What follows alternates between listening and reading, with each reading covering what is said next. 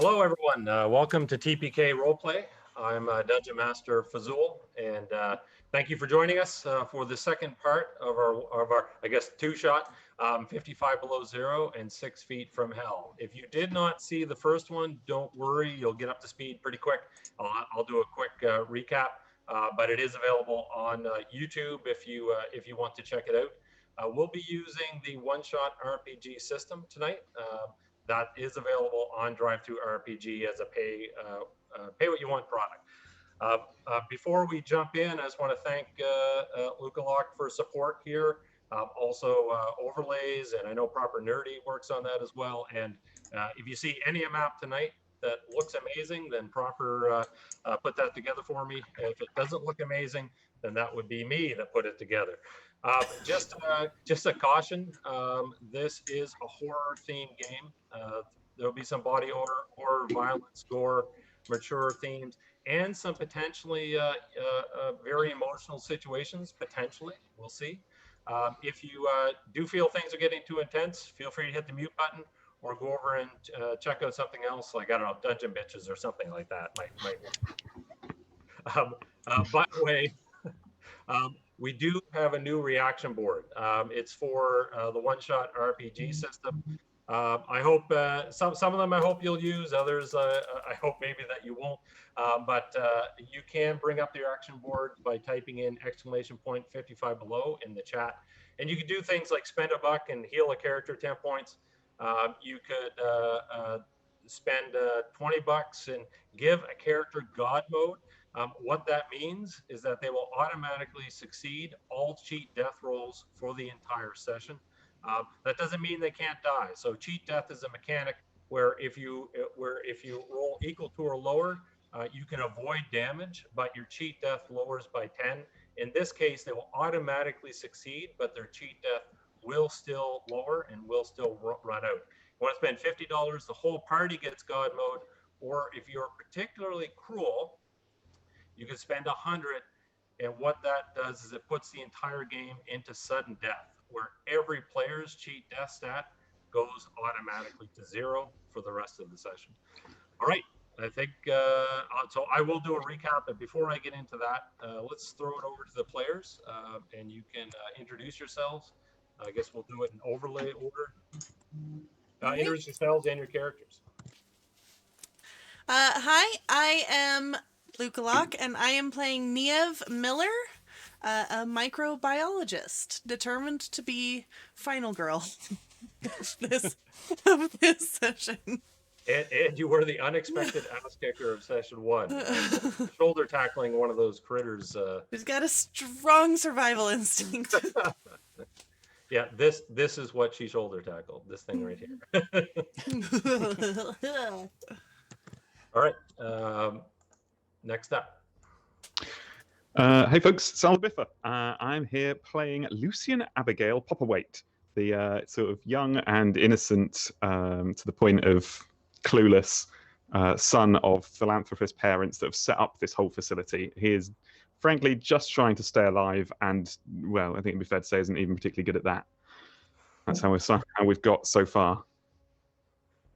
Awesome. Next up. Hello, everyone. Tyrant here, playing James Harper, the Mr. Secret Agent Man.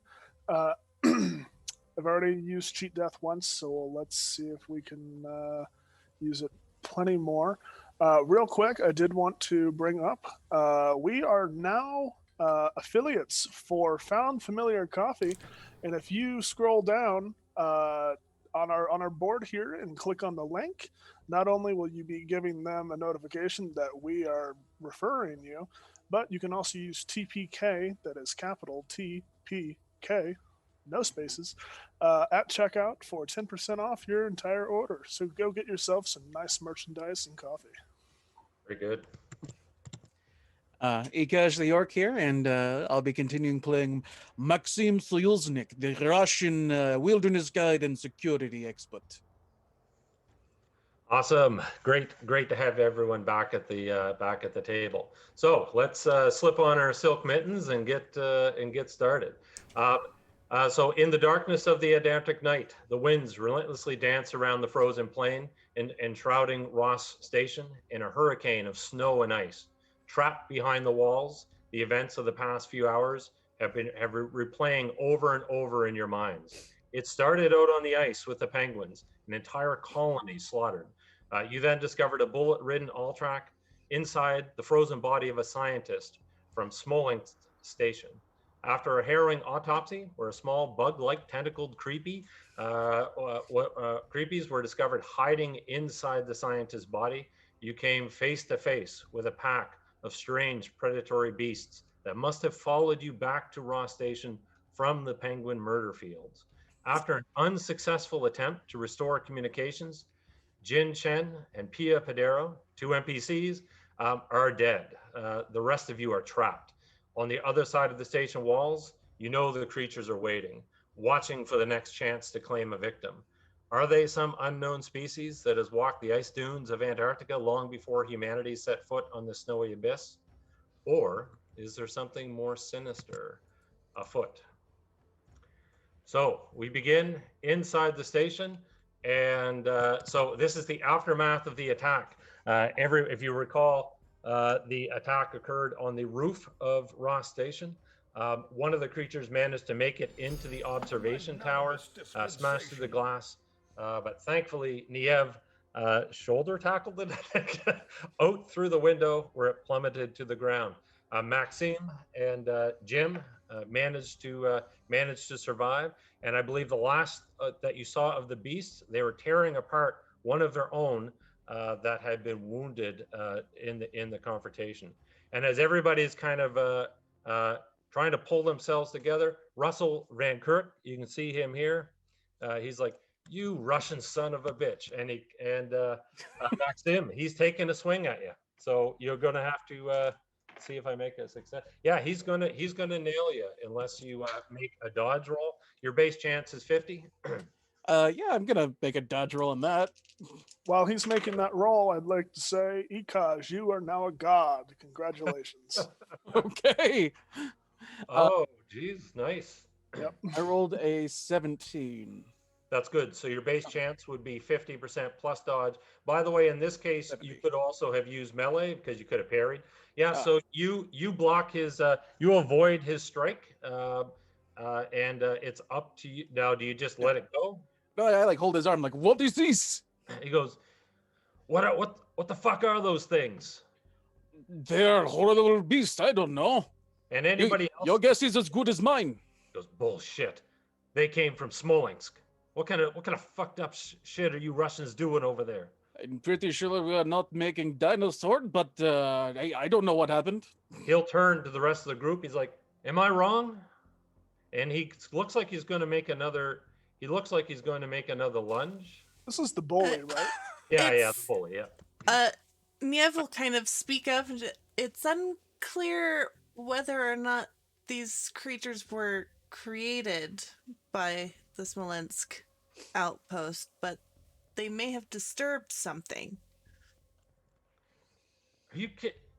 Are you serious?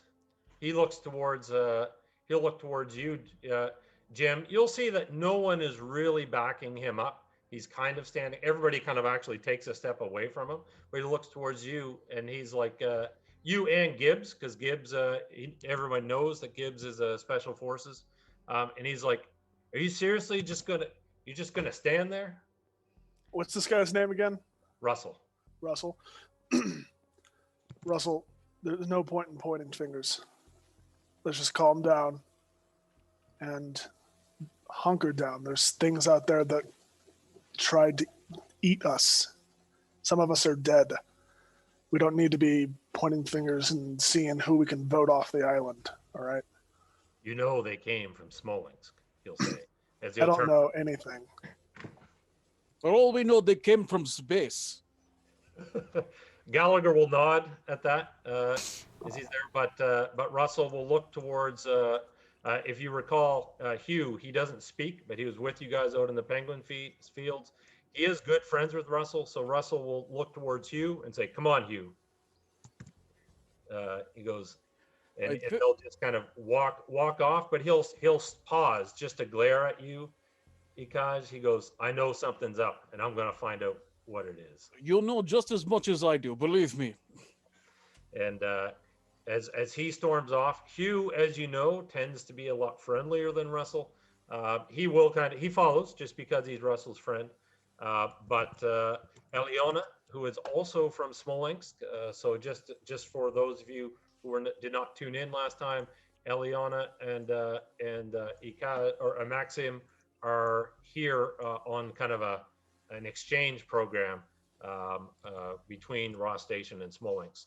She'll step forward, and she says it loud enough for the group. She goes, "Listen, I Russell is probably right. They probably came from Smolensk, but I assure you, there were no research projects even remotely similar to what we're seeing here." The best I could say is they did not maybe come from Smolensk, but they went through Smolensk, eh? You might as well blame the penguins for these things. They followed, it makes sense, they followed the all track, then followed us. I would guess that the Alltrack led them here, yes, but I doubt their origins are the Smolensk outpost. Gallagher kind of steps forward, and he's like, yeah, Jim, you still have something on your leg. And if you look down, so there's Gallagher. Jim, you can see that the tentacle that one of the creatures had you grabbed by, it's still kind of caught up in your pants. Right, because I hacked at it with Yeah, you cut it off, and it actually still twitches a little bit. No, Jim will just shake out his pants to get it off of him. Is there anything around, like some sort of tongs or? Sure. Well, Like- yeah, I mean, there'd be a kitchen where you could probably grab some tongs or something. Okay. There's a broom in a dustpan. No, I'll get some tongs. Just try and I'm also gonna look for some sort of Tupperware or something to put this in. Absolutely. And when you go into the kitchen, there will actually be another piece of Tupperware pot that's kind of bouncing a bit on the counter because one of the critters got, if you recall, one of the little buggy things got stuck or got trapped underneath it. But That's you can just right. put that aside. You have bigger creatures to concern yourself about. Gallagher actually follows you. He goes, "You gonna do some analysis on that thing?" I'm going to try. Like he just looks. Do we towards you. have access to any sort of lab? If I remember right, Oh yeah, wasn't you have one of the labs compromised. The Or medical was that bay is another fine. room? The medical bay. Yeah, Okay. yeah. Your okay. lab is fine, and there's full labs here that have all the equipment that you would need to do any type of analysis Okay. that you could want. But Gallagher, he'll actually look at you and he goes, "I'm not sure that statement about space is that far off. I mean, have you ever seen anything like this? Ever?" You know, I have seen a lot of things, especially speaking with marine biologists. You know, there's a lot of strange and interesting, fascinating life on this planet.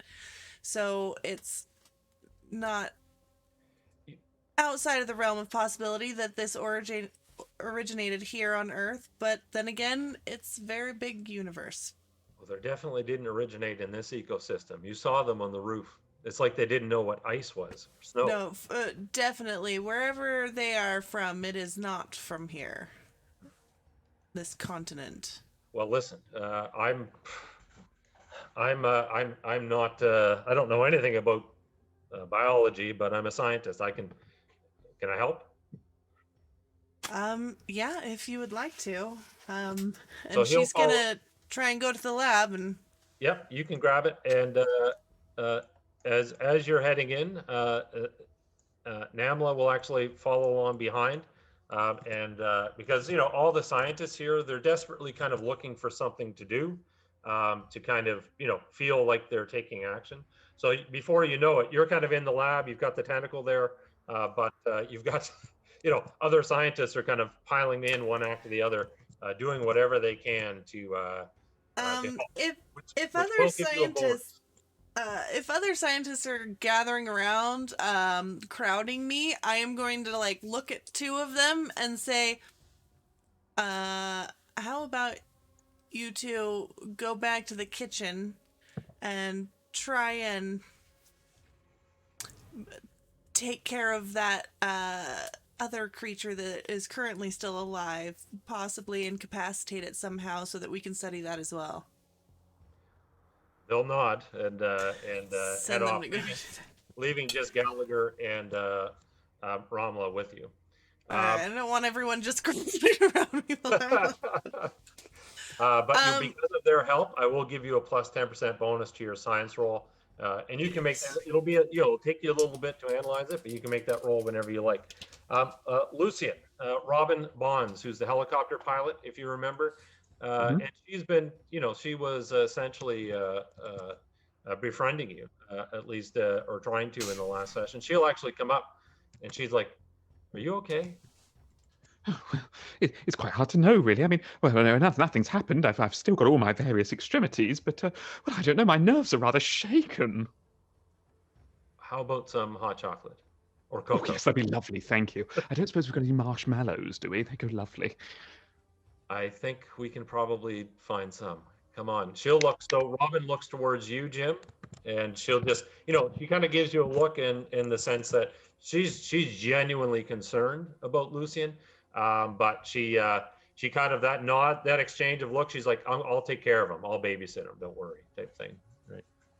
And she'll lead you off to the kitchen where she's like, where there's a couple of scientists standing around a pot that's bouncing up and down, and then one of them has a broom, another has a knife, and she's like, "Why don't you go wait in the lounge, and I'll bring it in."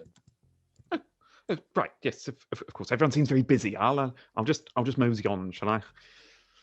So Catherine Mickelson, who was the number 2 here, she'll walk up to Jim and Maksim, and she once others. Bennett is in charge, but you'll see that Bennett is talking. He's talking a bit with some of the others, but he does seem quite rattled, in particular over the deaths of some of the station staff. But so when Catherine comes up, she'll be like, she's like, that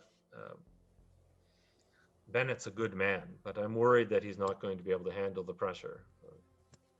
Somebody's going to need to step up and take charge when the time comes. Mm-hmm. Are you suggesting that would be one of us? Or do yourself? You seem to know how to handle yourself. She'll look at the gun and she goes, "What's your background anyway?" She says, "Your real background."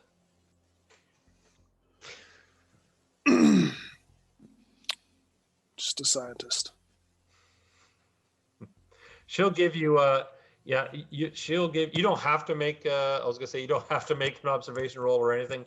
You can tell that she she just basically doesn't believe you. And she'll just let you know that she knows that.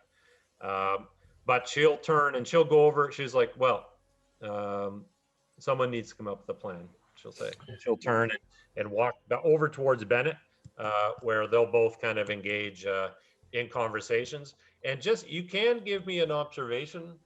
You can both give me observation rolls. The base will be 30% here, so it's 30% plus whatever your bonus is.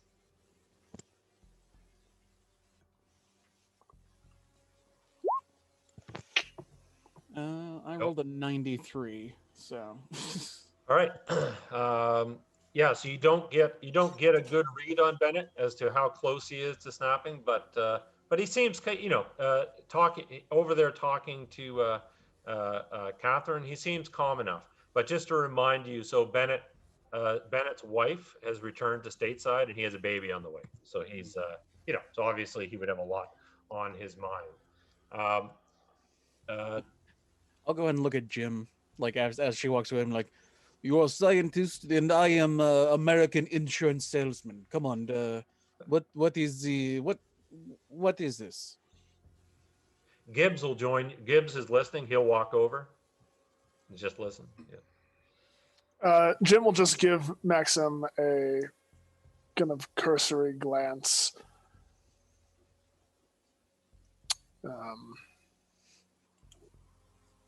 I work for the government.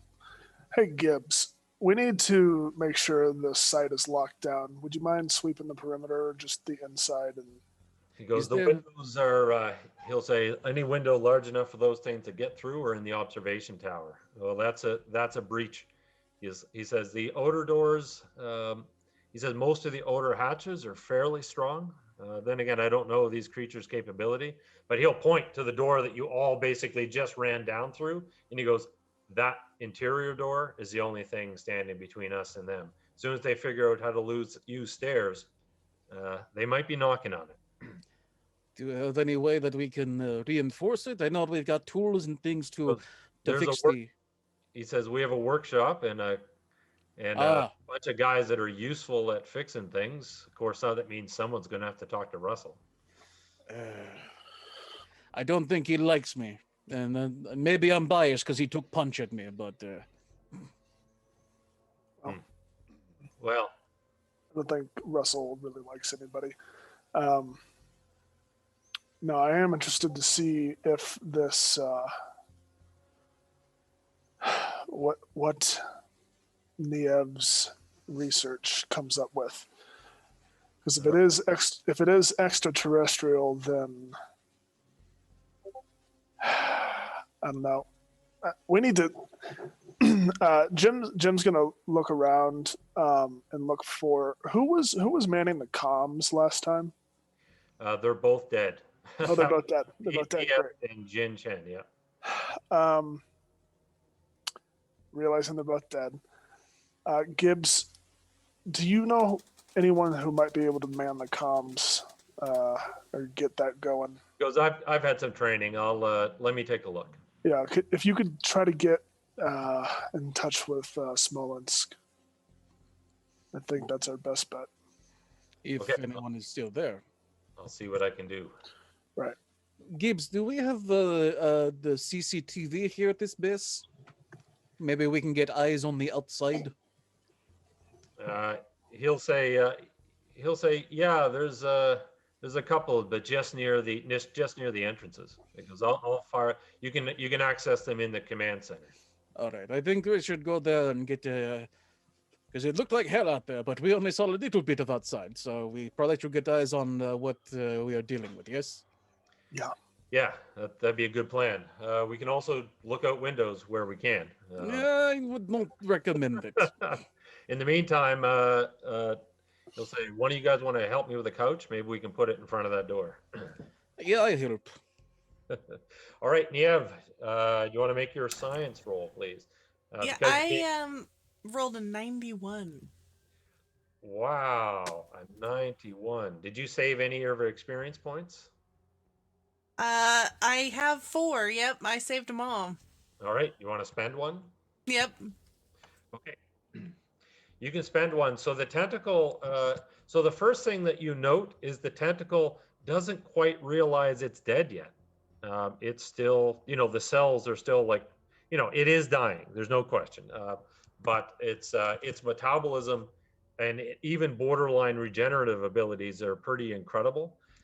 So one of the things that you can conclude in reviewing it is that the cells are working overtime to produce heat, like at a much accelerated level. You actually think this is an adaptive mechanism.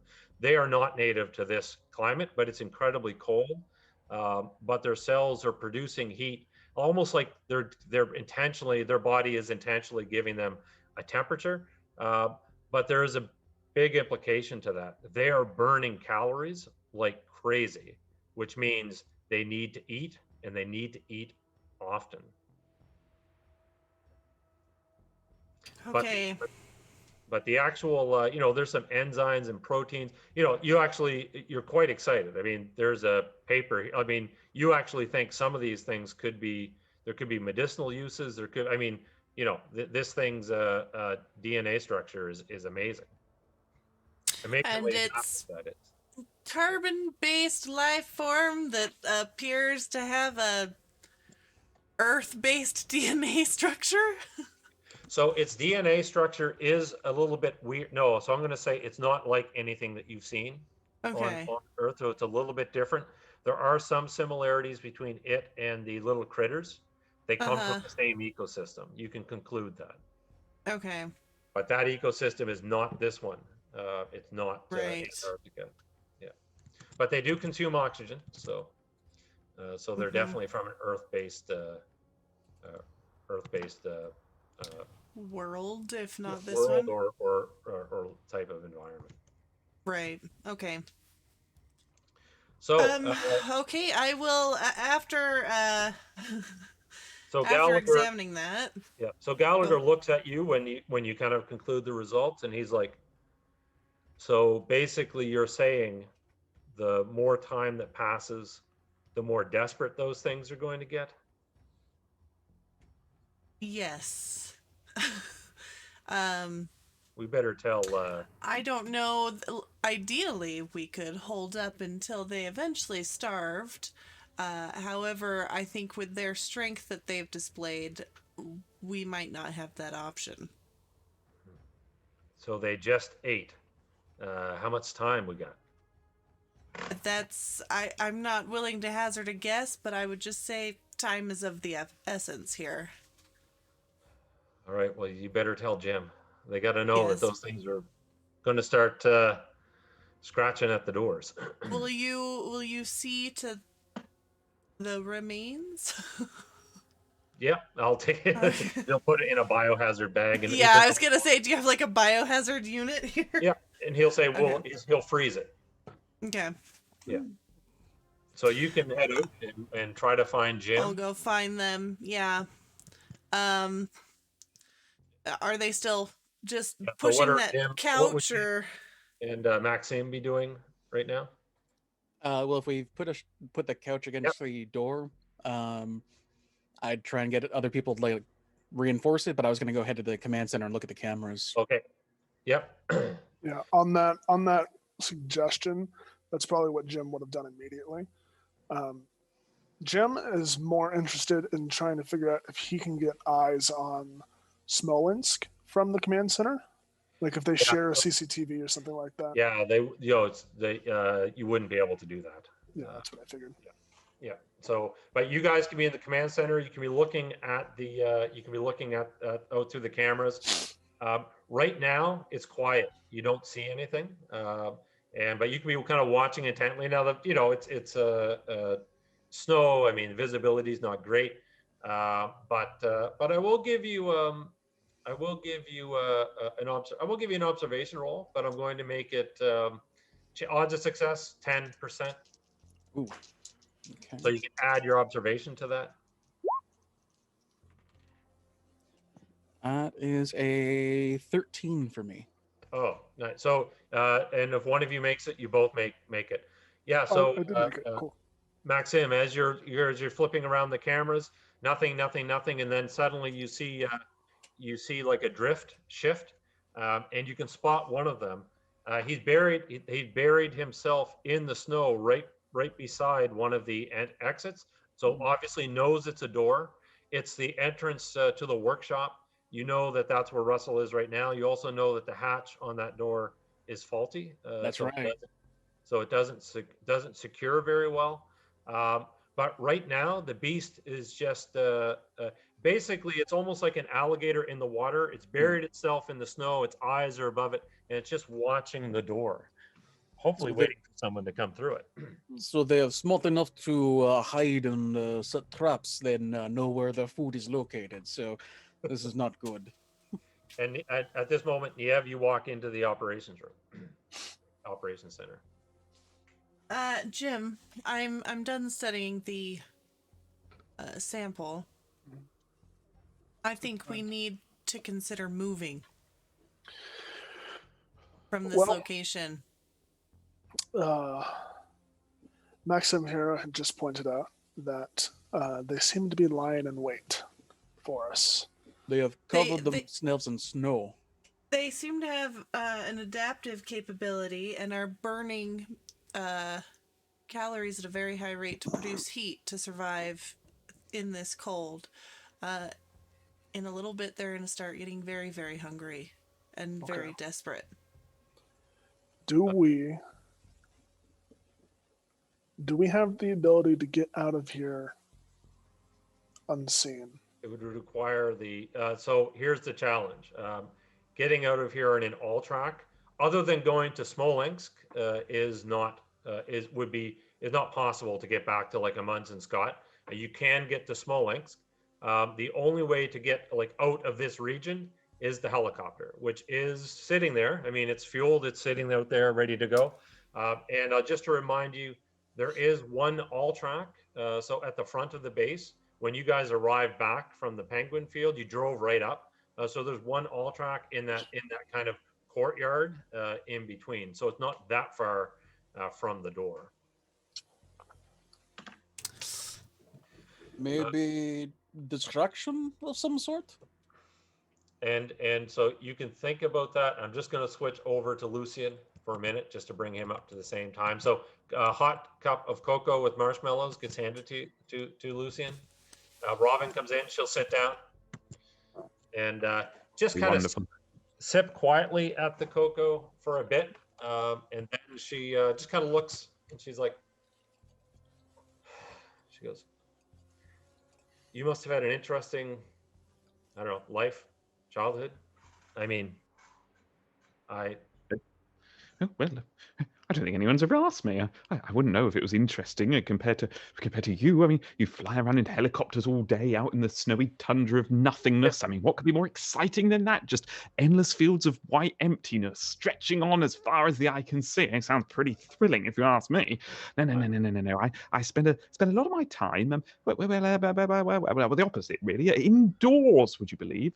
But Nanny looked after me jolly well, as she was a jolly good story reader, and used to tell me all about the three little piggies and the three. She holds up a timeout and she goes, "Lucian, I don't get it. I mean, listen, we didn't really have much when I was growing up, and most parents tell their kids, you can be anything you want, but not my dad. You know what he told me? He said, Robin, he says, when you're born into this world, you're nobody. And the entire world does everything that it can to keep you that way. But you literally could be anyone that you want. Right? But you are Robin. Okay, good. No, I was jolly confused for a second there. I think you lost me. And that's what my father said. He said, Robin, when you're born into this world, you're nobody. And I guess, what was it? I guess I'm trying to understand. I mean, you literally, that your mother could keep that promise to you. You and your dad, your parents, you can be anything you want, Lucian. Well, I mean, I'm quite lucky. Everybody knows who I am, and everybody's jolly lovely. I mean, you're here bringing me cocoa, and of course I've got my best buddy Russell is running around punching Russian people. He seems like he knows what he's doing. So everyone's getting on, and I'll just sit here and let everyone do their things. That's what I'm trying to say, Lucian. You can't just go through life without living it, letting other people do things. Sometimes you need to do it yourself. Right? Oh. You're the only one who can make your life what you want it to be. Well, I mean, it's been okay so far. I mean, I'm fine, other than being trapped in a tiny facility miles away from civilization, attacked by monsters from possible outer space. But that aside, she'll put a hand on yours. She goes, "I love your spirit, Lucian. I mean, it doesn't seem like anything can get you down." I am going to make you a promise. I'm going to get you out of here. That's really kind of you. See, now I wouldn't have thought about that myself, would I? That's why I need you here. Otherwise, we're a good team, I can't help but feel. We're going to get out of here together. And she will actually, and she gets up and she'll actually give you a kiss on the cheek. And then leave you to your cocoa and walk off towards the operations center. I'll be back. It's not just my cocoa that's warm. So back in the operations center, apologies. You were talking about a plan, and just as you kind of say that, Robin comes in and she's like, I'm going to make a run for the helicopter. I do not know if this is a great idea. It's the only way. Actually, That it's not the worst idea, but can we consider, instead of running and drawing attention to yourself, maybe we create a diversion while the rest of us sneak? Yes, that was my next thing I was going to say. I can't get there alone, so you two are responsible for getting me there. She goes, I'm going to take as many people with me as I can, including Lucian. I'm getting him out of here. She'll turn towards you, Niamh, and she says, those things are animals, right? Is it fair to say they've never seen a helicopter before? It's probably fair to say, however, they appear to be very adaptable. But they never attacked the all-track. They did when Hugh hid inside. I'm just saying, I only need a few minutes. With the rotor blades going, that's gonna make them pause, right? One would hope, but they're about to get very, very desperate and very hungry. Then we don't have any time. Right. If I get in the air and I can get up over the mountain range, I can use the radio. I can contact Munson Scott. I can get there, get help, come back with the cavalry. But I'm getting Lucian out of here. I need your help to do it. Yeah. Okay. So come up with a plan and let me know. Well, I was thinking maybe we could split up. Not split up, but make distraction with Old Track. Get them all roused up and chasing after something while someone goes the opposite way. What are your ideas for the distraction? Either someone crazy enough will drive it, or maybe we can see if we can rig up some sort of thing to basically just press on the gas and sit in one direction to go. With the previous all-track that had bullet holes in it and stuff, did we see whether or not the glass had been broken in? Or are there windows on all tracks? There Someone are. explain to me. I will show you an all track. So these would be the all tracks that you have access to. So the one from Smallings was a little bit different, but this is what you have at okay, yeah, that's kind of what I had in my head. Was the glass matched in on the previous one? It wasn't. It wasn't on the one from Smallings. Now the one from Smallings, a little bit. It was a little bit different. I'll just show you here. So it was a little bit more kind of industrial, I guess. But you left that one. You left that one back at the Penguin Field. So that was the one from Smallings. It was intact. And these are the ones you have. And one of these is parked. So if I just move all these images, it's parked right out in front, right here, right underneath the skywalk. So there's one of the all tracks parked there. And I'll switch over to the actual, and there's the helicopter. So actually, this is exactly it. So there's an all track parked right there in the middle. And the helicopter is right over there. So you guys can use this to kind of plan your. How many people can fit in the helicopter? 6. Pilot, co-pilot seat. She doesn't need a co-pilot, but somebody can take that up. And then 4 in the back. You could squeeze in more, but she doesn't want to push the weight thing just because of the winds, and it's tough flying in Antarctica. So she'll say 6 in total. So you'll have to decide who's going to go as well. Oh. And how many can fit in the all track? The all track can hold. Let's see. The all track can fit 6 as well. I think can it fit a few more? 3, 2. You know what? The all track 6. The all track can fit 9. 6 in the back and 3 in the front. So we could probably fit everyone remaining in the 2 vehicles. In the all track. However, you can't get in regard to the all track. You can't really. I guess where are you going to go? I guess there is Smolensk. There are ways, I guess, to maybe secure Ross Station a bit more, but have fallback positions. But so that's what you have at your disposal. Well, So Robin will say, she's like, so once I get in the helicopter, I can radio Amundsen Scott inside of an hour. That means their helicopter can be in the air an hour after that. And she says, and I'll be at Amundsen Scott in about 3.5 hours. I mean, that's how we don't have to hold out long. So 6 hours from now, Okay. cavalry. So who do we have that wants to be bait in the all track so that she can get to the helicopter? Do you kind of gather everyone together? Yeah, I think at this point we have to.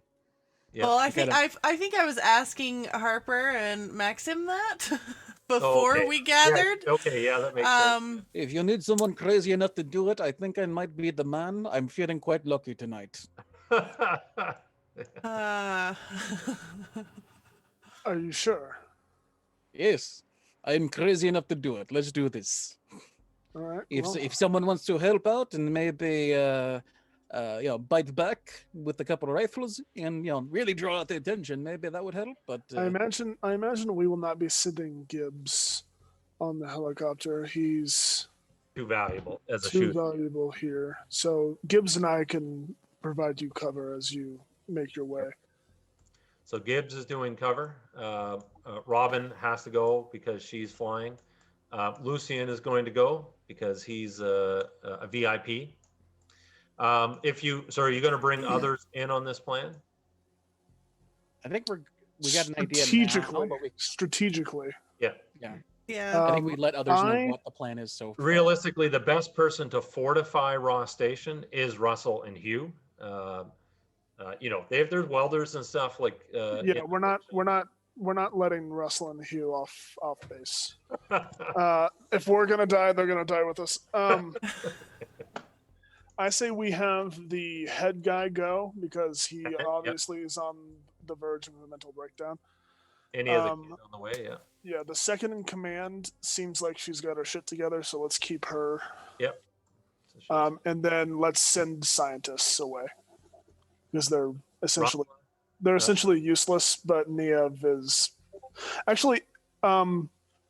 Myers is he's a meteorologist. No, we want to keep him. We want to keep the meteorologist. The doctor, you might need him, I guess. Wait, no, we don't want the meteorologist. Do we have any geologist? Yeah, Gallagher is a geologist. Okay, we're keeping Gallagher.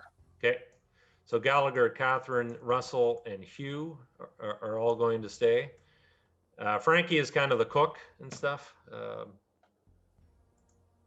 Ileana, she won't leave because she's from Smolensk.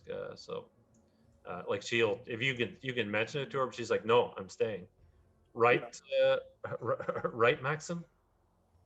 I am going to make distraction, so I am last person you should be asking about this. So we have 4, so there's space for 2 more. Now, whether you don't have to fill it up, but you could send Frankie because he's just a young guy and a cook. Myers he's a meteorologist, so weather, and the doctor Dean is let's keep the doctor. Let's send the cook. You said he's a young kid. Yeah, young guy. Let's send him. Are you going to send Niamh? No.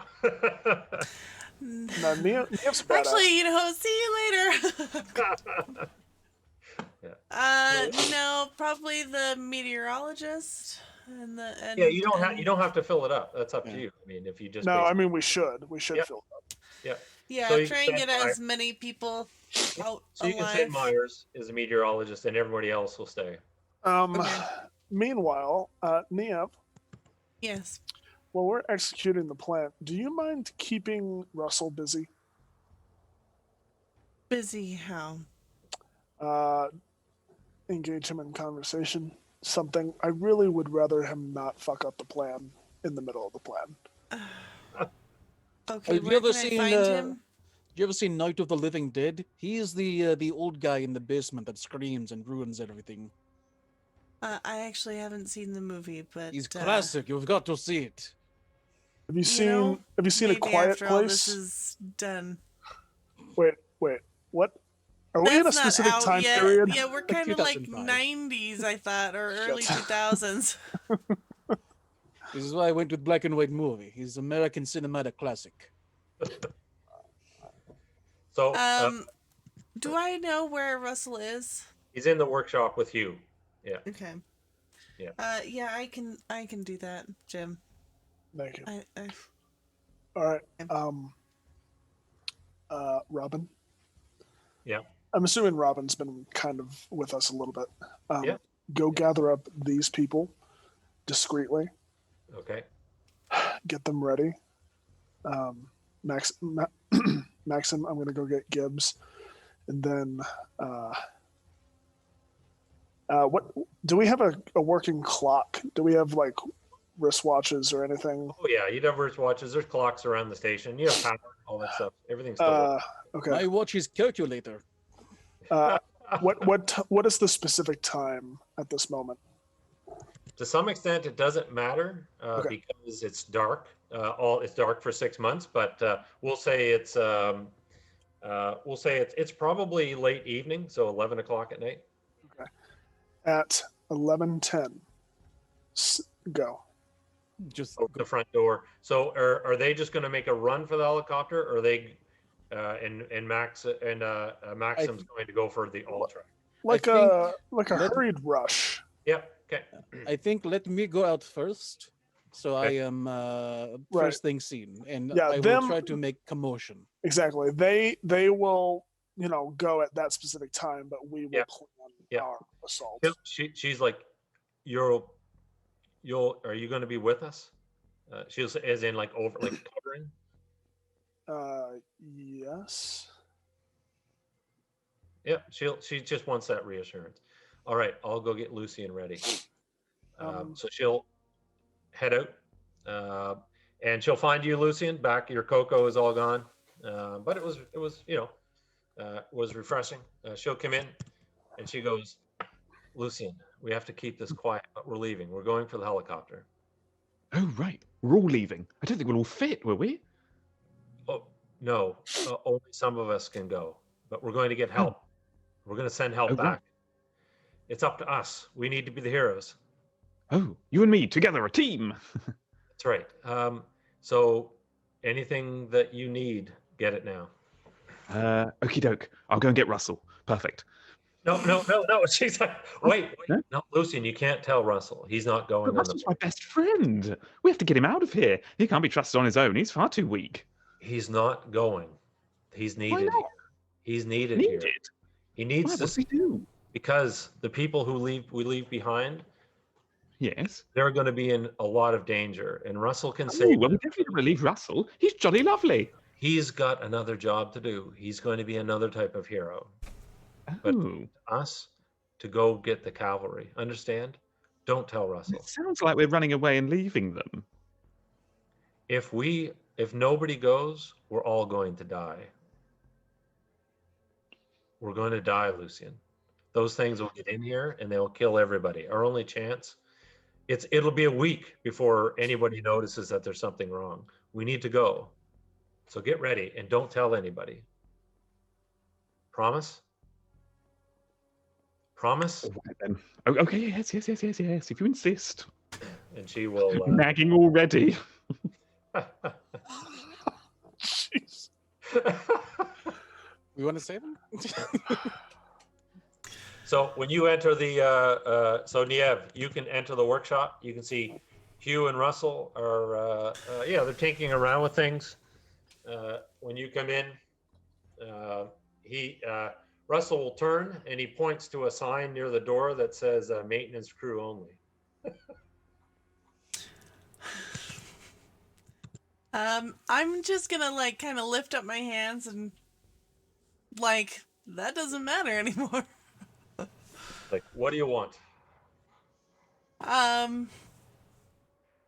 You'll see he'll openly pull out a bottle of like a 40 of vodka and take a swig of it. He'll hand you it. He'll hand the bottle to you. I would like some of that. That is what I would like. Thank you. I got done looking at the samples. You know we're gonna have to take charge, right? Charge over what? The station. Those Over whom? Well, those Ruskies are running the place. I highly doubt that. He goes, well, we can't trust anybody. We were all fighting those things. Russians and otherwise. He goes, yeah, well, Hugh and I started talking, and you know that Hugh doesn't talk, so it's really just Russell talking to himself. And he goes, right. It's a special forces guy here. What's up with Harper? Got 2 Russians here, and then these things show up. Doesn't that all seem a little bit weird to you? Coincidental? It does seem like maybe there's important research happening at these stations, which you know is valid. I think you're jumping to conclusions, and we have enough with tentacled creatures attacking us already to deal with without your paranoia. What is it that you wanted? Besides coming in here and pissing me off. Well, mostly for you to calm down. I think you're a valuable asset, and I would like you to be part of the team so that we can all Somebody make it put out you alive. in charge of HR? What, are you going to write me up, put it in my file? No. Well, Honestly, I normally don't have time for people like you, but the more bodies that we have, the higher chance of survival the rest of us have. So if you want to act stupid, you can, but I'd rather we do it as a group. I'm going to survive. Alone, ranting and raving against the group. He'll just walk up and he'll get right in your face. Okay. You can smell the vodka. Well, I guess vodka doesn't necessarily smell, but you can smell the alcohol in his breath. And he's like, I'm going to do what I need to do. Got it? Continue being an asshole. Got it. And you can see Hugh will actually give you a sympathetic look. And Hugh will walk over, put a hand on Russell. Hugh doesn't like how close he got. And Hugh will kind of push him back and kind of step between you. And he'll give Russell a look. And Russell's like, sorry. Like she wouldn't have flinched. She wouldn't have even done like a defiant like stand back. Okay. She would have just like whatever. like I literally like I much prefer dealing with my slides of little cultures but here we are. I've got to deal with people in order to survive. So he'll go back to the work table and he goes, you can keep the bottle. I got plenty. Okay, well, maybe you should not have plenty if you would like to survive. Hugh will, again, give you that sympathetic note, and he'll actually, he writes on his pad. He'll say, he'll be okay. Don't worry. Don't worry about Russell. All right, I'm gonna turn and go to leave and be like, pack tactics. It's something to consider. And then I'll leave. I'm so done with him. Keep an eye on those Ruskies, he'll say as you leave. All right, so back. For clarity, the bottle of vodka, how strong is that? Oh, it's Russian vodka. So. I have it in my hand. So it's like 180 proof? Smells pretty strong. Yeah. Okay, cool. We can light it on fire.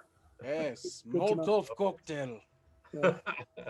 And he said, and you recall, Niamh, he said he had plenty. Yeah. No, I will absolutely take it. Alcohol is useful. Okay. All right, I'm gonna walk back to where everyone else is, still holding the bottle of alcohol, and find Jim, and just be like, Listen, he's gonna be a problem, I can tell. I don't know what you want me to do with him. We'll figure it out. As for right now, we just need to make sure that this escape plan goes off without a hitch. How would you feel about after we take care of the helicopter, us making our way to Smolensk? Do you want to join me in the old track and go that way, or? I think it might be beneficial. The thought of crossing open terrain does not thrill me. However, I think we need answers. And we've got hours to kill until anyone is able to come to our rescue should they make it out in the helicopter. Right. Gibbs And if we take the Ultrac and go to Smolensk, it'll hopefully draw the rest of these things away from here. Yes. Gibbs will actually, he's listening in. He goes, hey, why don't we have, of course, we're going to be a target in that all track, but maybe Robin could buzz the station a few times, draw them away. Yeah, that's not a bad idea. Get them interested in the Helicopter. helicopter. Make sure she is far enough from the ground. They got onto the roof pretty easily. Niamh, there's nothing that's suggested that these things would be able to fly, right? No, you're quite certain. No. Was there anything in there to suggest that they should exist in the first place? Because this is a big question. However, I will, debatable. because you did make your roll, you spent that point. I'll just remind you that like wolves, they did turn on each other when one was wounded. Yeah. So that's potentially useful, Yeah. especially if they're hungry. I'm gonna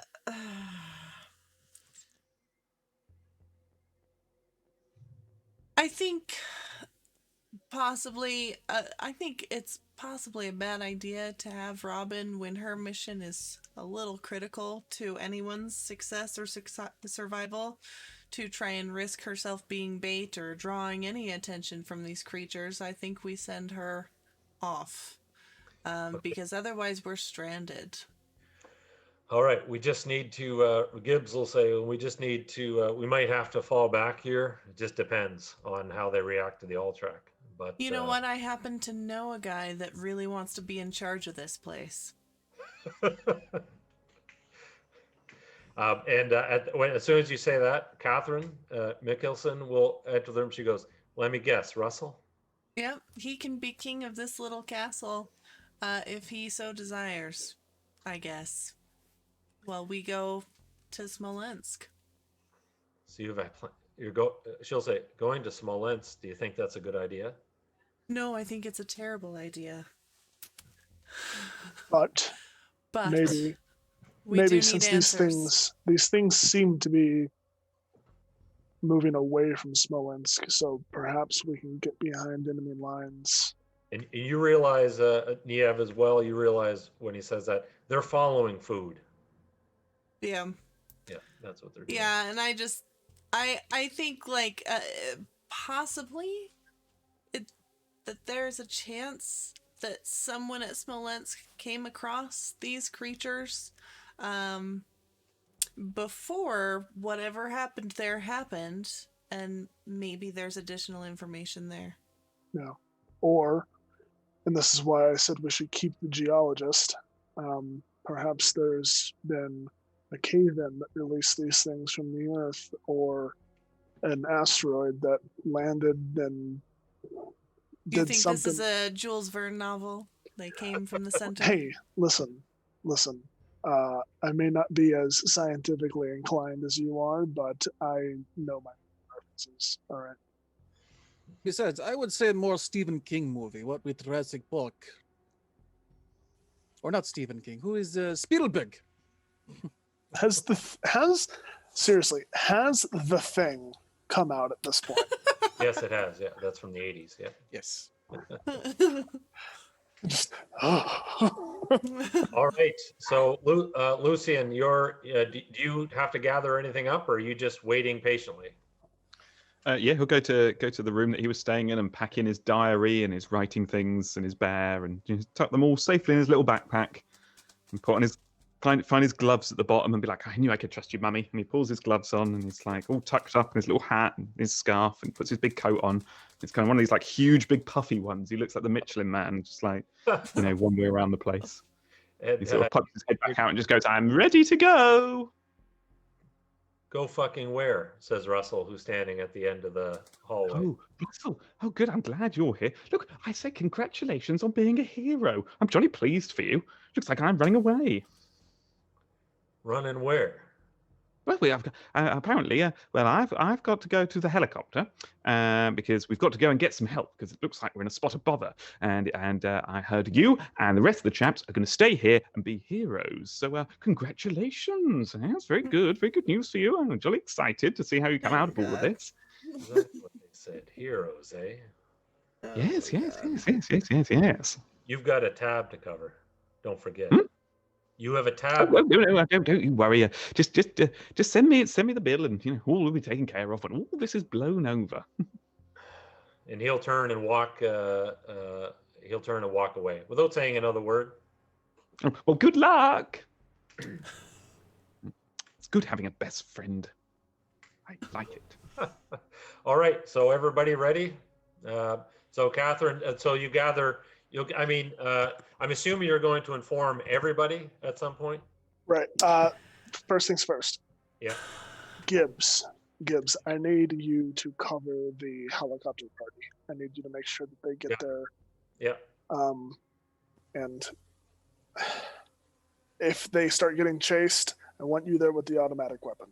Simple as that. I'm going to help Maksim myself. You're going into the all track. Okay. Yeah. Yep. Niamh, are you coming? Yeah, she's been packing up like a bag with like first aid supplies that she could find from little first aid things on walls, and like, it's like nothing much but some like gauze and then also any lab equipment that she thinks she can like use on the go just in case things are destroyed or whatnot at Smolensk. Right. Okay. Let's gather everybody up and let them know what's going on. All right. Everybody gets gathered into a common area, including Russell, I assume. Yeah. Okay. Be fine. I mean, at this point, it's like, this is happening. Yep. And if you talk, I'm going to shoot you. Yeah. So Russell will say, so after you kind of explain the plan, Russell will be like, I don't like being kept in the dark. He said, but it sounds like it's a reasonable plan. And he says, and I wouldn't be, and if given a choice, I'm not jumping on no helicopter while other people are left behind here. It gives Bennett kind of a look and a crooked smile, but he's like, so what do you need me to do? Russell, we need you to shore up the defenses here as best as you possibly can. We know that the workshop door is a little faulty and doesn't like to close properly. If you can fix that, that would be good. All right, you got it. And there is a monster outside the door. Just so you know, he's hiding in the snow. Do not open the door. The monster will get you. Sorry, are you saying something? I don't understand. I don't speak Russian. Is my accent so strong? No, he's just being no, racist. he's being an asshole still. Because Lucy had same issue. He did not understand Russell, what I say.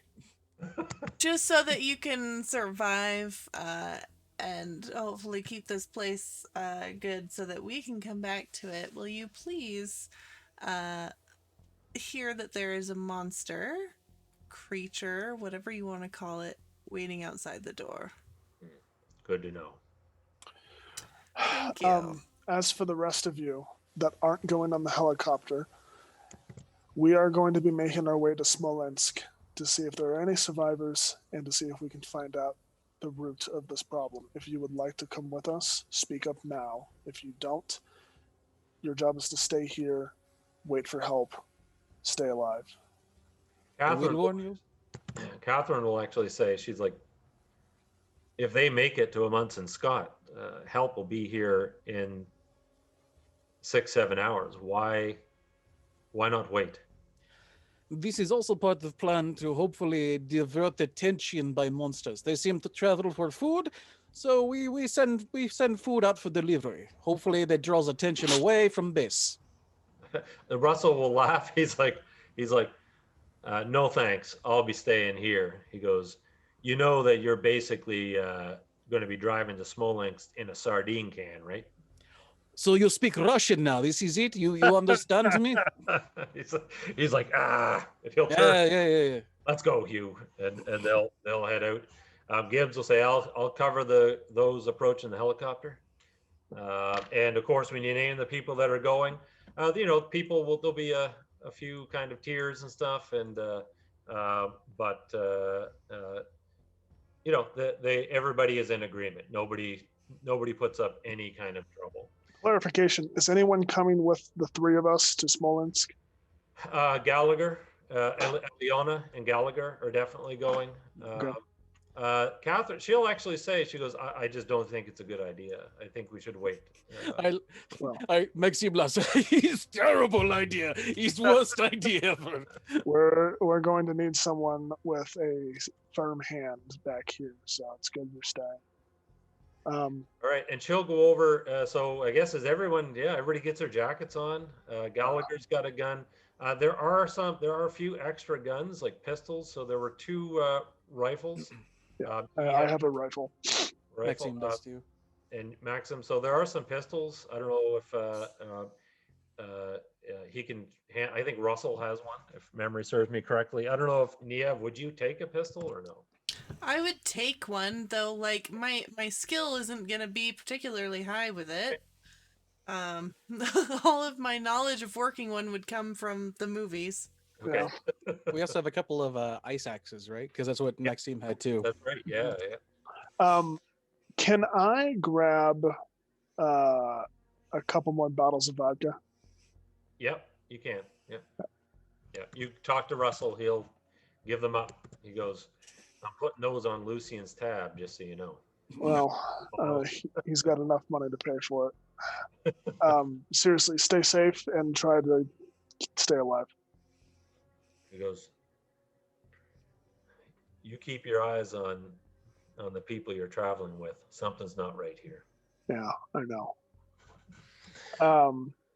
And Jim will walk away back towards Niamh. Niamh, can you give me that bottle of vodka? Yes. Okay. I'll hand it to you. And you're gonna watch as Jim goes full MacGyver real quick and just totally nerds out. He steps off to the side, grabs some duct tapes all of the vodka bottles together, and then super Molotov cocktail. Yeah, and he uncorks all of them, stuffs rags down all 3. Or however many he's able to get. I'm assuming it's just 3. Yeah. And ties all the rags together, and then grabs his matches, and he walks up to Maxim. You know how to drive the all-track, Maxim? I've taken it out for a spin or 2, yes. Okay. I won't be winning any Indy 500s, but... Well, is there a driving skill? Yeah. Would I know if I'm good at driving? I think, did I put a driving? So the skill list, I modify the skill list based on the right on the system. Is there one there on your list? Would it be technical? Yeah, we'll go with that. That's a good one. Yeah. Okay, well, I'm terrible at technical, so and you good, Maxim? I had 15. So. So just a reminder, you're driving an all-track. It's not necessarily like a high-speed vehicle, so right. You won't, the risk of the risk is pretty minimal that you'll crash. However, your drive skill would be useful for running over the creatures. You would use that. Niamh. My What's your- technical is 20%. Okay, Niamh's driving. All right. Oh God. So Elliot, She will not be thrilled about this. Well, we're gonna need the two of us are gonna need to gun while you're driving, so it's probably better that you do drive anyway. Understood. Hey, Maxim, Yes. you want a firebomb? I mean, why would I say no to such a thing? All right, here you go. And he'll hand over the duct tape bomb.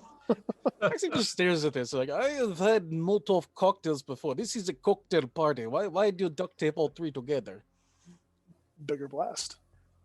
This is bigger risk, but okay. Yeah, well, Cocktail party.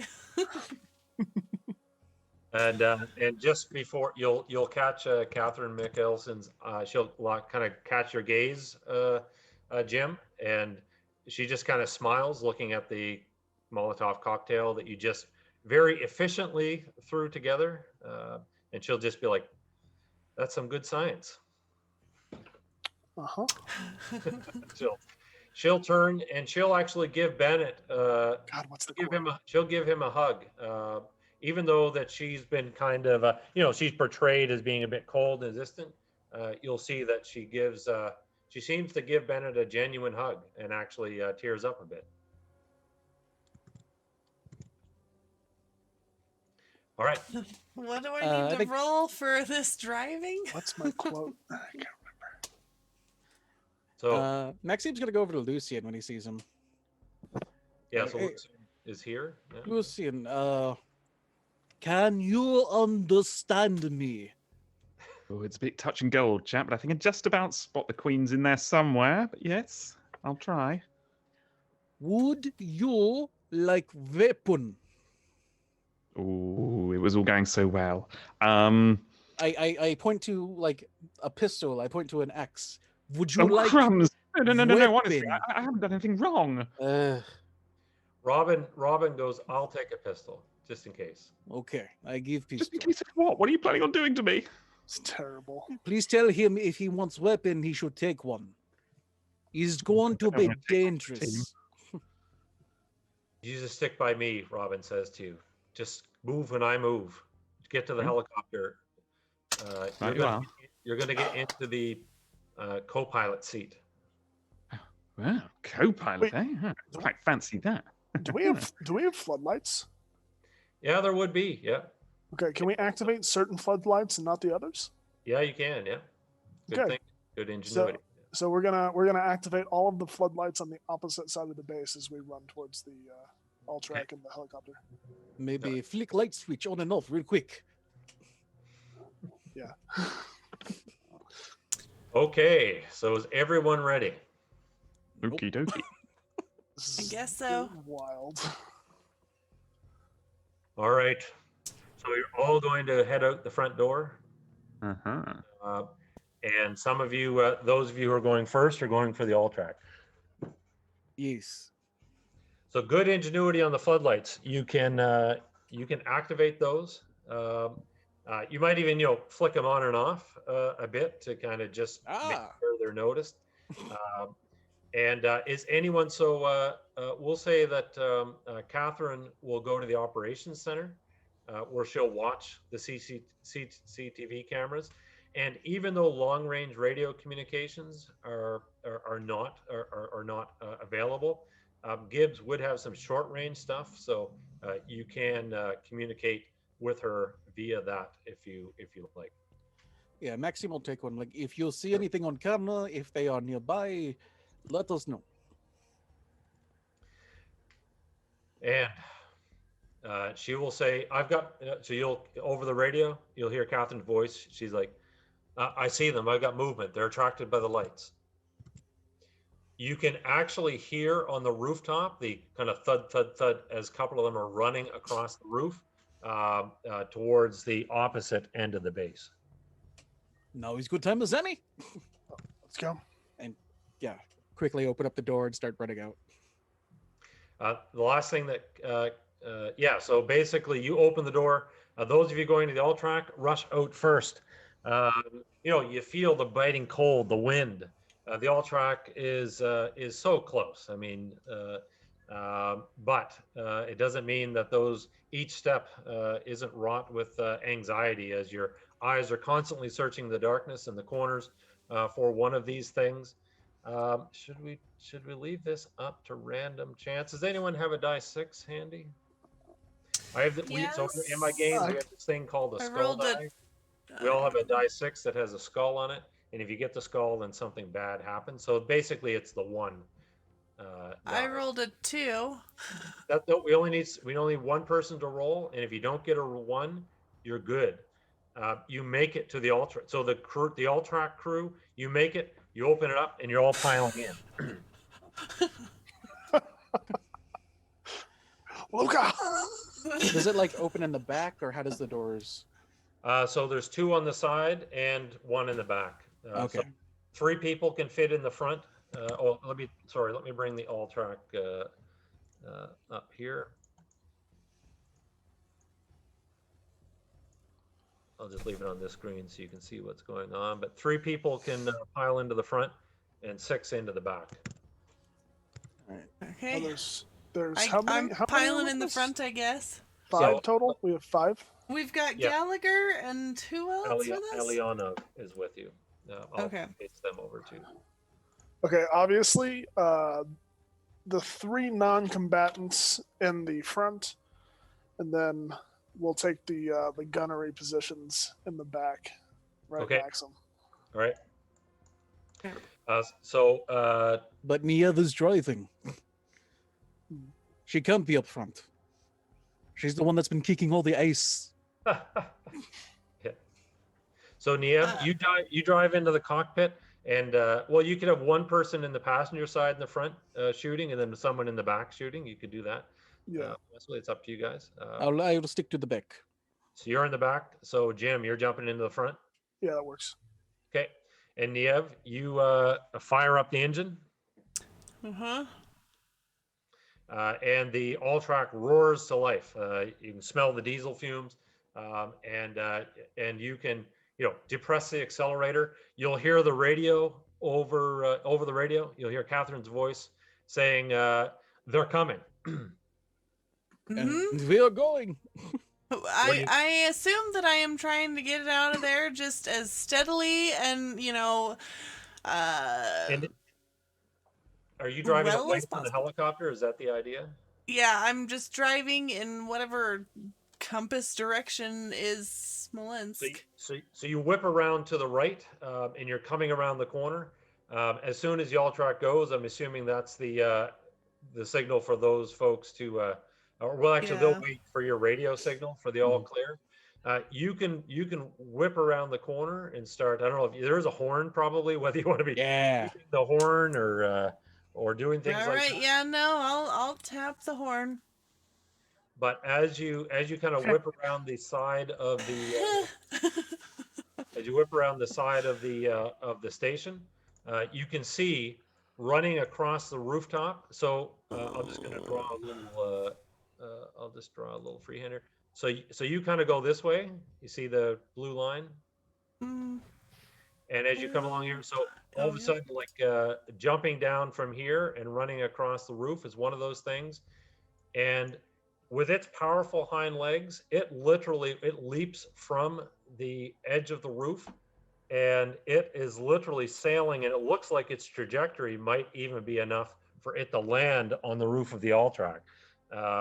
As its tentacles are flailing and flapping around. So what are you guys going to do? You can't try and dodge it in the all track, which would be a drive roll, or it'll basically it jumps at the end of the round. It's going to land on the all track. So of course you can choose to shoot it as well. But what do you guys want to do? Is it cocktail time? No, not quite yet. I mean, let's shoot it.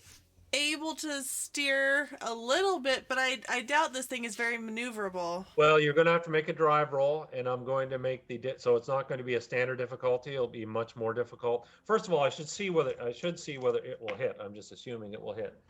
That's not a bad roll. So it will successfully reach the distance and land. Let's say all track dodging. You're right. It is a little bit tricky. So your base will be 30%. So Okay. whatever your added to your technical. So I have 20% technical. Now that's up. Yeah. So you can. So you can make that roll just to try and maneuver because it can't change in midair. I rolled a 66. All right. So it's the all track is starting to go into a maneuver. Jim and Maxim, what are you doing? Maxime is going to be leaning out and taking a shot at it. Yeah, I'll take 2 shots as well.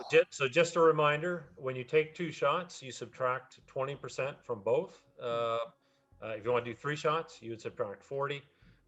Here, because of the moving, the snow, the night, it's leaping through the air. Unfortunately, I'm going to make the odds of hitting it only 30%. So it's 30% plus your firearms skill. So you may want to take 2 shots, you may not. Yeah, I'm still at 50% for both. Yeah, same. That is a 38 for Maxime for 1. Nice hit. It can't dodge or anything because it's sailing through the air. That's 2 hits for me. Yeah, actually, that's an 8. Wow. Holy. Yeah. So there's this explosion of gunfire as both you're using the M14s. Yes. And those are actually, I think they can be switched to full auto, but you're probably going semi as you unload. So you're each going to roll 4 die 10 damage and 4 die 10 plus 40 damage. So Yes. My total is 128 damage. Okay. That would kill. So just for the chat crew, an average person has 100 points. That is 70. Oh, no, I'm sorry. 27. Wait, no. 67 plus 40. So 67 for 1, and that's 10. That is 15, 25, 65 for the other. So the shots hit home as the thing. So they slam into the creature as it reaches across. It actually collides with the all track. So it slams into the side. Luca, roll a die 6 again to see if it breaks a window. You do not want a 1. She rolled a 1. Please stop making me roll. I rolled a 1. This little window on the side shatters as it slams in, but the gunshots messed up its trajectory. So it collapses on this. It kind of doesn't quite land on the roof. It impacts the side. Should I say its head goes right? No, its head doesn't. Just that'd be mean. snatches me out of there, eats me. That's it. But it slides. It goes to slide off. And the great thing about tentacled creatures is they have all kinds of opportunities. So there's a little rack on top of the all track. The tentacles lash out and they kind of wrap around the rack. So it's, as you're kind of maneuvering, it's just hanging off the side by its tentacles. And we will roll initiative because it now does have a broken window in front of it. And it is going to try and stick its head in if it can win. So initiative is, so how we'll do it, we'll do group initiative. So pick one of you to start. Just roll 1 die 10 and let me know what you get. I rolled really bad with a 4. Maxime will roll this time. Save Luca. Yeah. Yes. You got a 10. Oh, so you get to go first. And Maxime, you're in the back. Yes. So this thing sticks its head in through that broken window. Gallagher and Aliona, they both like scream and like dive to the other side of the all track and just trying to snap with its mouth. But you got initiative. All right. Can Maxime run up with the axe and like just try and like plant it in the skull of this thing? Yeah, all you right. can do that. Yeah. I'll do So here the difficulty, because its head is kind of in, difficulty is 50, so you have a pretty good chance of hitting it. 32. Yeah, so roll your damage. So an axe, if you don't have it there. I don't. Okay, you do. Great. No, I don't actually. Oh, you don't? Okay. Yep. So pickaxe. So you know on your sheet, you're going to have a underneath physical, you're going to have a fortitude bonus. Okay. What is that for you? Under physical, fortitude is 30. 30, yeah. So you're going to do 3 die 10 plus 30 with that. Sweet. You're really strong. You're a beast. So that's 16 plus 46 damage. So you swing the pickaxe. It actually goes through one of its eyes and comes out through the roof of its mouth. So it's like down and right through. It shrieks and screams. I will have you make a fortitude roll. Your base is going to be 30 plus 30, so 60% chance of success to hold on to the axe as it starts to thrash about. I got a 30 even. You hold on, you rip the axe out, bringing blood gushing out with it, and you've destroyed one of its eyes. And it is still thrashing around. Just a reminder, one of the things that I had said to Luca, I guess, or Niamh realizes sometimes these things don't know when they're dead. So it's basically thrashing around, but it's not doing anything deliberate. It's basically just like, this smashing against the side of the all track, kind of in death throes, but its tentacles are not releasing from the track.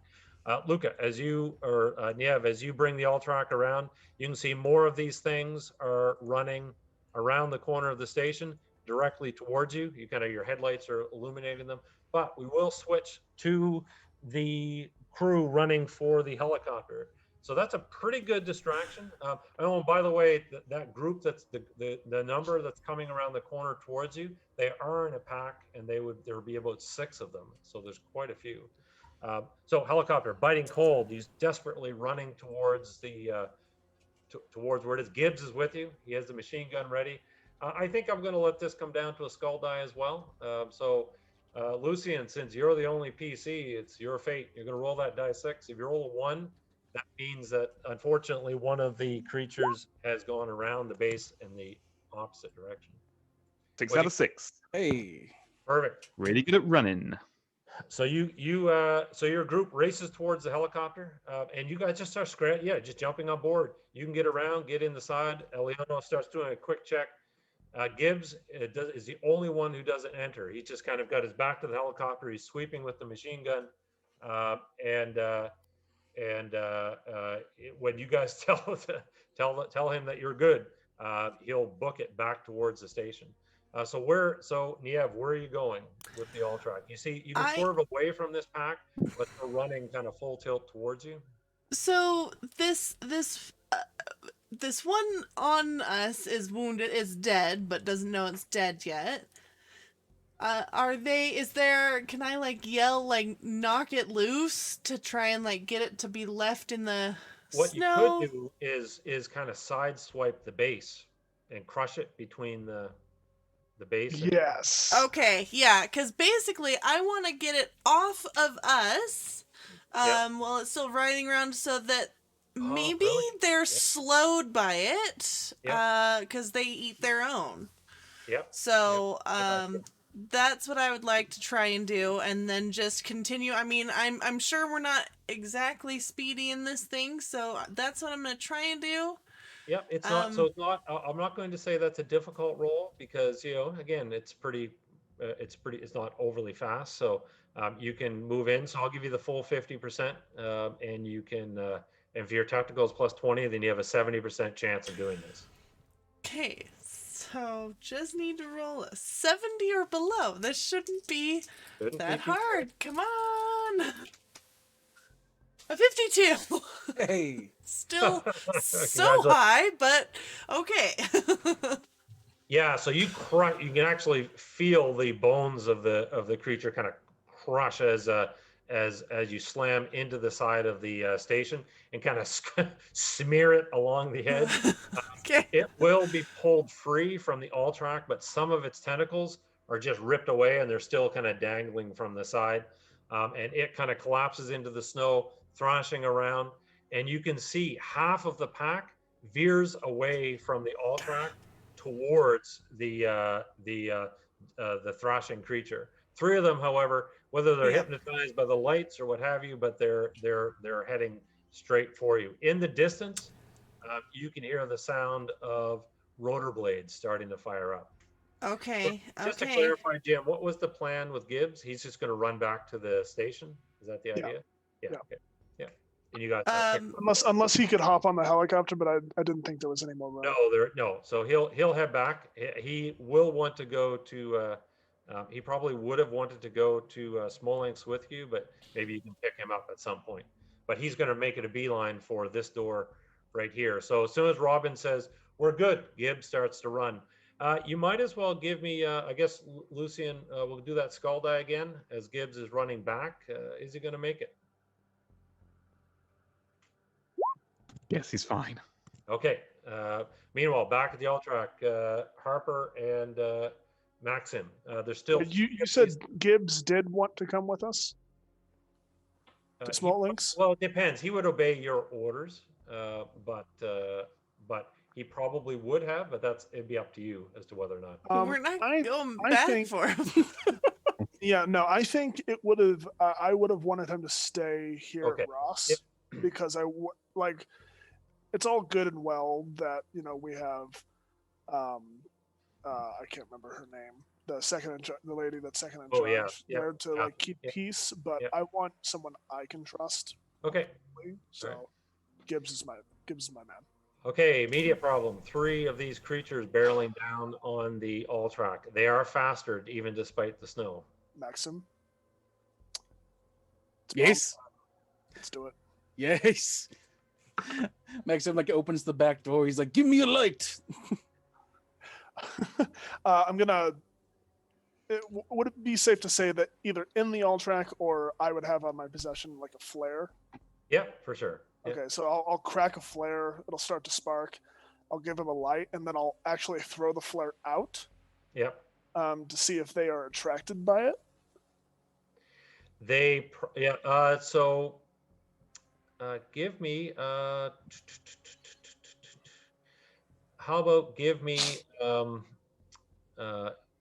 kind of an observation roll, and that's to basically be able to. So your base is 50. To basically use it, throw it in be observant enough to know. Okay, I'm going to throw it over here, and see whether it's successful. 31. A 31. One of them will peel off towards it, leaving 2. Okay, so I just wanted to see if they would like look at it. So I'm actually only throwing it right behind us. Oh, okay. Yeah. So but you'll like if see they that stop and look at it, they all notice it. One of them more so than the others, but they are still in a group because they're kind of for whatever reason.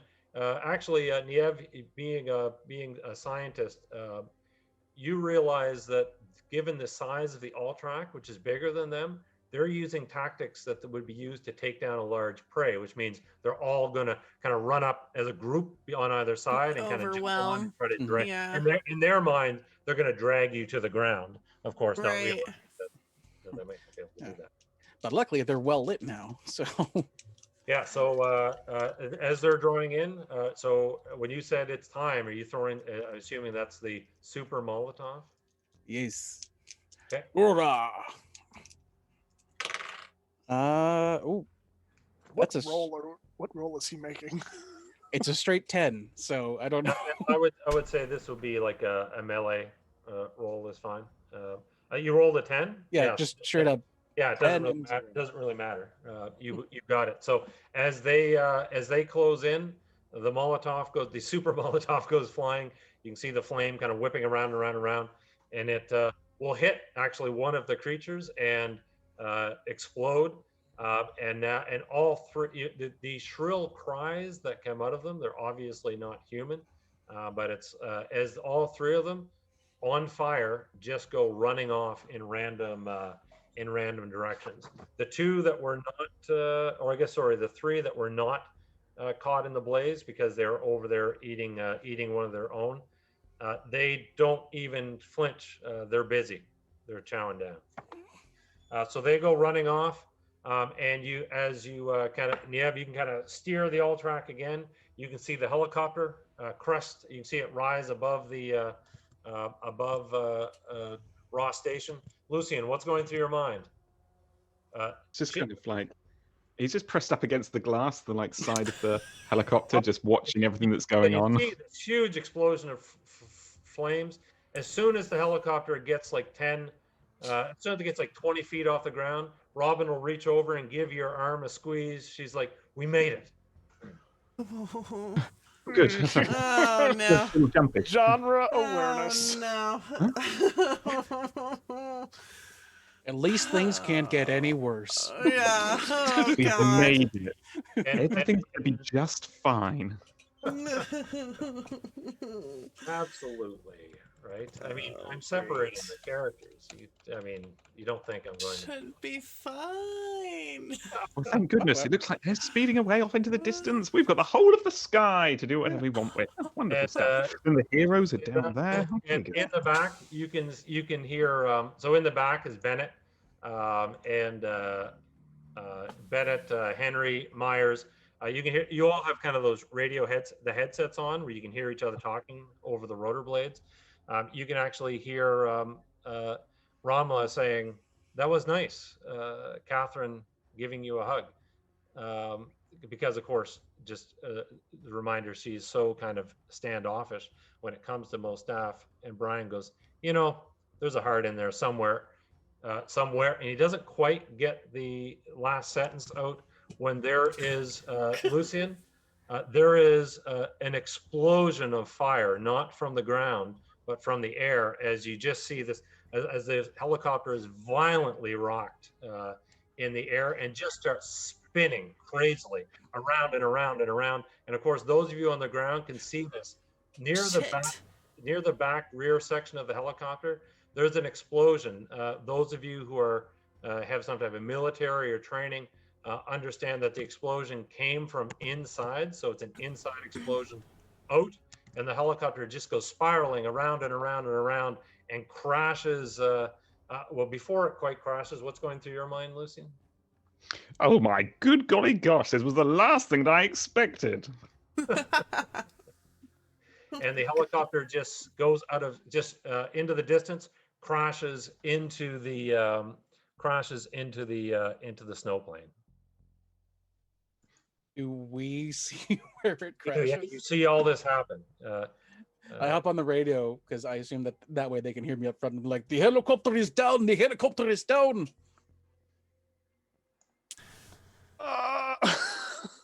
We have to go back. We don't even know if they're alive. Everything goes black for you, Lucian, with the impact, of course. Gallagher, well, as soon as you say that, Gallagher is like, oh, actually, Gibbs will be on the radio. He's like, "What the hell just happened?" The helicopter went down. What happened? Did one of them get to it? I have no idea. They were clear. I didn't see one of them. You will see, however, a few of these things, the silhouettes of them running around, the crash in the distance. You will see a few of these things are running off towards the crash. What are you guys going to do? Gallagher inside the all-track, he goes, somebody could have survived that.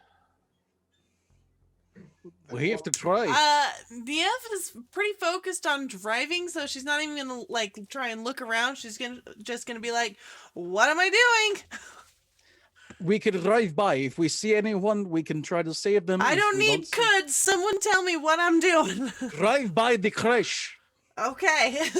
She's gonna turn it and drive by the crash. You start heading towards the crash. Lucian, you come too. You're here's the deal. Because this is something that is there's no dice roll involved. It was kind of a forced crash on the GM. You are going to have to make a cheat death roll, but but you're not going to lose anything. This is to determine whether you need to make a real one, right? So the crash, what you're rolling against is being killed instantly. Okay, cool. So you're just going to make your cheat death, and this will just determine whether you need to make a real one. If you make this, then you're fine. So give me a roll. I'm fine. Okay. It's a 30. I am going to give you 7 points of damage, but remarkably, you you are pretty much untouched as the helicopter went crashing into the into the snow. You're faintly aware of Robin. She's still beside you. So the helicopter impacted on the pilot side first. So it is a mess. You hear her moaning. There's something leaking from above. You're not quite sure what it is, but you're more focused on the way you kind of landed. You can see into the back, the passenger compartment. You'll see that there is a hole in the side of the helicopter. Where Bennett was sitting, there's just a pair of legs, and they're just buckled into the actual seat, but there's nothing above the waist. He just got whoever sitting beside him. Someone is so sitting beside him is Myers. He's moaning, but his arm is missing and he's quite singed. But he's still moaning. You're not sure of the state of the other two, but just as you'll see, Myers will actually move. He kind of moves. He kind of leans forward. He kind of lets out this groan as as through the open hole in the helicopter. Now that the hole is in the back of the helicopter, through the open hole, one of these things sticks their heads, grabs Myers by the head, and drags him out screaming out of the helicopter. All right, what are you going to do? You do see, yeah. So, Robin, you hear her moan or something. Robin. She moans. We plumb scuppered here. You can Come see along the now. gun. You can see the gun. She had a pistol. It is between the two seats. It's just laying there, kind of loose on the floor. Oh gosh. Oh golly gosh. Oh, Moans in pain. Do you actually have medicine? Any skill in medicine? No. All right. You can still make a roll. Just means you get no bonus. But given the adrenaline and your background, I'm going to make it a 30. You have a 30% chance of success. In for a penny. Oh, 63. Yeah. So you're not quite. You can't quite. You're panicked. You don't really. Her condition. She's alive, but you do see blood. And like I said, the helicopter cockpit is crushed in a bit. What are you going to do? Oh, Robin, come along now. Stop being daft, and well, you need to because he's and we're gonna oh crumbs. You hear a he's woman, gonna try and Romula screams. She just regained consciousness, and she screamed because one of her legs is missing at the knee. So she just starts screaming, and you'll see that another one of those. You see the shadow of one of those creatures kind of pop its head back in, and the tentacles kind of reach over, latch onto her, and start dragging her towards the hole as it's luring in. What are you going to do? I could See Robin's hand move. And it grips the gun, and it comes up, and you just hear you're probably being hit with shell casings as she fires the gun through the kind of opening between the front and the back at the thing. It pulls back from the gunshots, but it doesn't let go of Ramla, and it's strong. It just drags. She just gets dragged out, and you can hear more growls, and you can hear her screams as she's literally torn apart just outside of the cockpit. Robin, we've got a bit of a problem. The all-track, you guys can now see this as the all-track is closing in on the wreck site. You'll see two of these things. There's one bloody body with no head lying on the snow that's been kind of cast to the side. And there's two of these things currently tearing someone else apart. Am I able to... Are any of... is this thing maneuverable enough to knock one of these aside? Like, can I come bulldozing in here? It's a tracked vehicle. You could try and just run over it. Can I do that? You can try, yeah. Yeah, okay. So you gear. I think I'm going to try and do that. So you think about flick. So you might want to flick off the headlights. Yeah, I'll do that. And just kind of like towards it. Okay.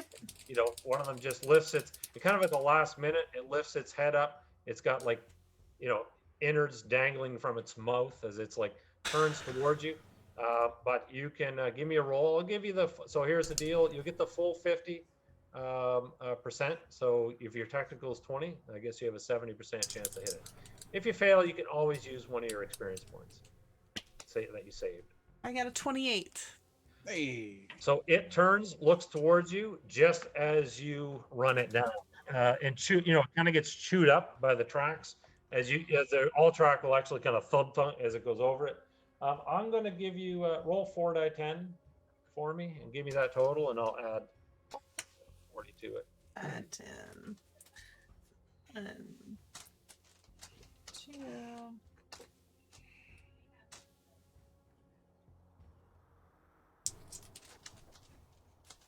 3, 4. There we go.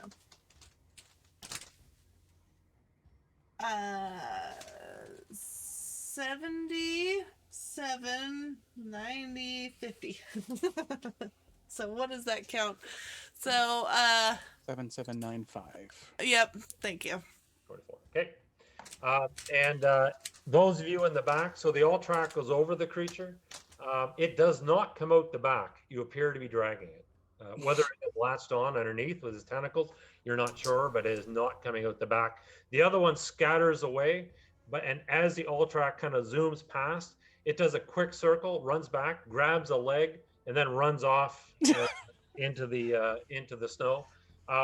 Lucian, you can see the all track through the kind of the cracked glass. Thankfully, on your side, the glass is not broken; it's just kind of cracked. But you can see the all track pull up.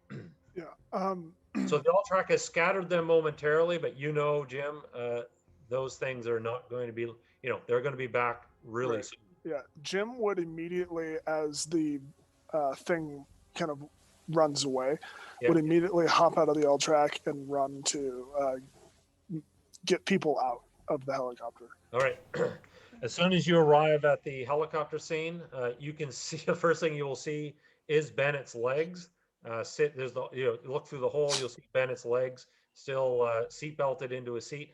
I am going to give you an investigation roll just to survey. You're a trained intelligence person to survey the situation. Do you have anything in investigation? I have 20 in investigation.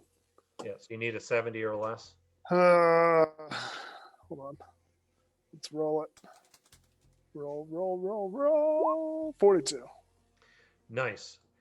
So you get there, you realize that so looking at the bodies, you realize that it was Bennett who exploded. This is not a mechanical failure. This was some type of explosive device, and ground zero was Bennett. It blew out. So basically, looking at it, whether it was something in his pocket, something underneath his jacket, you're not sure, but that's where it was, and it blew out. Thankfully, the cockpit was kind of cushioned by the bodies in the back. Everybody in the back is dead. Lucian, you see all of a sudden you see Jim. I assume you're going to climb into the back. Well, I want to check on Robin first and make sure that she can move out. Come on, we've got to go. We've had a bit of a whoopsie. And Jim, your investigation roll. You see that Lucian is alive. He's in the cockpit. He's moving around. You can see Robin is still in the seat. So here's even though Lucian didn't make his roll, you made your investigation roll. The front of the helicopter cockpit has collapsed in on her legs and lower body. Without jaws of life or something like that, there's no getting her out of the wreckage. And she's bleeding pretty badly. You have to go, Lucian. Yeah. What? You have to go get him out of here. Yeah, Jim would. No. You're being very, very silly. Now, don't you worry yourself. Everything will be just dandy. Now, you wait right there, and we'll sort this whole mess out, eh? Sorry, I'm going to have to break my promise to you. You're going to have to save yourself. You're going to have to save yourself. No. Look. You said we could be anybody we want, right? Now, I'll tell you what. You be Lucian, and I'll be Robin, and I'll sort the whole mess out, and then no promises broken. Everything will just be spiffing and dandy. See, look. This chap's here, and he's going to help, aren't you, chap? What do you say? He's nodding. Maxime is like He'll be hanging fine. outside the thing, trying to like keep Yep. cover for them. So You keep an eye can out. see that in the distance, you can see shapes that are starting to circle. No longer just the two. You see like 3 or 4 starting to. They're not closing in quite yet, but they're starting to circle the wreck. I'm gonna just yell from where I am in the driver's seat, like, we need to go. They are coming. They're here. Jim is gonna appear behind Lucian and grab him by the front, by his chest, and pull him out of the helicopter and kind of toss him over to Maxim. All right. Lucian's just going, no. And he's like spidering out, like all his big gangly limbs. Just like trying to Robin grab grabs you by the arm. You're trying to, you're like, fighting it. But Robin grabs you by the arm. She goes, you need to live, Lucian. You need to go. Do this for me. Promise you'll live. No. Look, I mean, everything's gonna be just fine. Like we can make a stand here. Yes, we'll show them what for. There can't be an endless swarm of them. I'm sure this will be fine. It isn't. What is taking so long? We have to go. No. Why? Tell you what. Why don't you chaps go and I'll stay here? I'll be jolly quiet. I'm sure they won't hear me. If you can be Listen. nice and noisy out there, we'll be. She'll fine she here. goes, do this for me. Do it for me, Lucian. I really don't want to. Doesn't matter. Listen, have to do you are things. going to die if you stay here. Well, perhaps. I'm gonna But I start might die if I driving. go out there, but I'll feel better if I die in here. I'm yelling up. Maxim, I'm yelling out the door. We're going now, with or without you. yeah, I am starting to drive. Like, Jim I is- see those shapes coming, and it's like, nope, I'm Jim gonna is survive. throwing Lucian into the so you- all track. So again, you're probably not overly physical, I assume. What's your fortitude, Lucian? I haven't got any. So Zero. you get dragged out, and Robin will, Jim, as you kind of throw him out, Robin's like, you take care of him. You promise me. We're coming back. I promise. And I'll kind of look between the L track and Robin, and I'll crouch down by Robin. I don't want to be torn apart. I'm not going to let you. And Jim will pull out his pistol, cock it, aim, and fire. And that's where we'll pause for a break. Yep. All right. Okay, we're back. Picking up right where we left off. Lucian, as you get as Maxim pulls you into the all track, the gunshot echoes from inside the helicopter. Whether or not you piece the two things together, I'll leave that up to you. But Jim, I'm assuming you're getting the hell out of there after you've finished what you needed to do.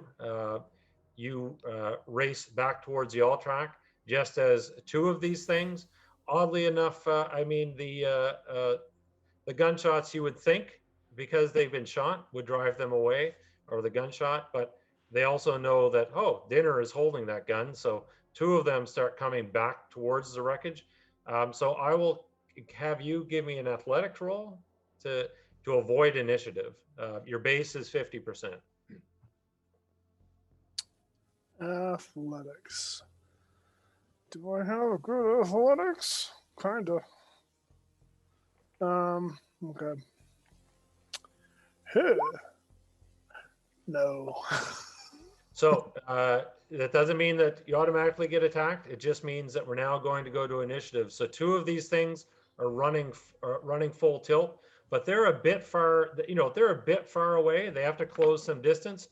But jumping up on top of the helicopter behind you is a third, and it just the helicopter creaks as it lands up on top, and it lets a squeal of delight as it leaps to the ground and starts trying to chase you down before you reach the helicopter. We will roll initiative. I think Ikaz, you rolled last time, so the next or maybe Jim, you can roll since your life is potentially at stake. Geez, here you are again, the guy who's trying to get back inside with one of these things. I rolled a 10. Perfect roll. So there's no way that you can get in and the all track can get away in this round unless Niamh wants to hit the gas and force you to do the whole jump in the train thing. Like, but of course, if you fail, then you're going to be left behind, and Niamh will just kind of leave you in the. I would too. Oh, you were saying you're priming the gas, or you hitting Oh, the? yeah. Niamh said she was driving away. Okay, so you're basically. I'm going. So it starts to pull away, and so Maksim everybody can go. So you're going to have to whip past. Two of them are kind of coming towards you, but they're in the distance, and one of them can attack Jim this round. Ahem, ahem. If anyone in chat wants to make sure I fail or succeed on this, there's the link. Wink, wink. Well, Maksim is gonna like lean out, like holding on. He's gonna like lean out and like reach out an arm, like Yep. wait for him to grab his arm. You're going to try and haul him in. Yeah. I'll give him a bonus for that. Yep. Okay. Yeah. Should I do athletics again? Or... Yeah, it's going to be athletics. So you're going to get a 10% bonus. However, given the fact that, so I guess this really is going to depend on what Luca says. Are you being at all generous? Like, are you just like, well, if he makes it, he makes it. He doesn't, he doesn't. I am trying my best to keep momentum while also realizing that he's a good shot and a valuable resource. So I am trying to balance. You're very logical on this. Do you have, I am trying to survive. maybe a willpower roll? Ooh. A willpower? Okay. Self-control? Okay. Self-control, sorry, yeah, self-control. Yeah. So I have a plus 10%. Yeah, so base is 50. If you fail this, that essentially means you're going to follow your worst impulse, and you can tell me what that is. Ooh. Okay.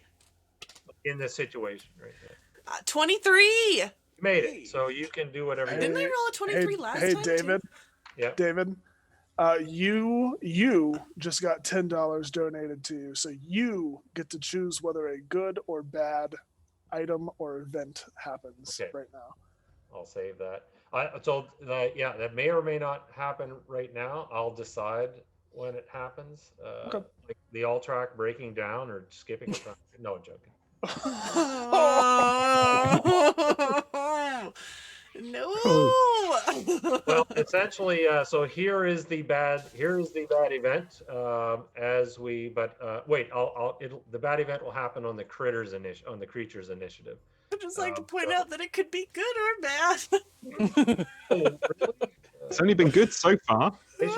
They gave me the decision. Yeah, it's to the DM's discretion. Just making sure you didn't feel, foxholed by any sort of, it could be good or bad. If chat wants to counter and say it's not bad, it's good, then that's fine. But I'm going for. It's fine. All right, so so here's the roll. It's going to be athletics. Because Niamh made her self-control roll, she's not recklessly driving away, making it more difficult for you. So it will be a 50%. However, if you do fail, that means you've lost. The all track is going too fast, and you're just not going to be able to catch it unless she hits the brakes. Yeah. And Maksim is helping me. Yeah, you get a plus 10% bonus because. Okay, so I need to get below a 70. Okay, that's not bad.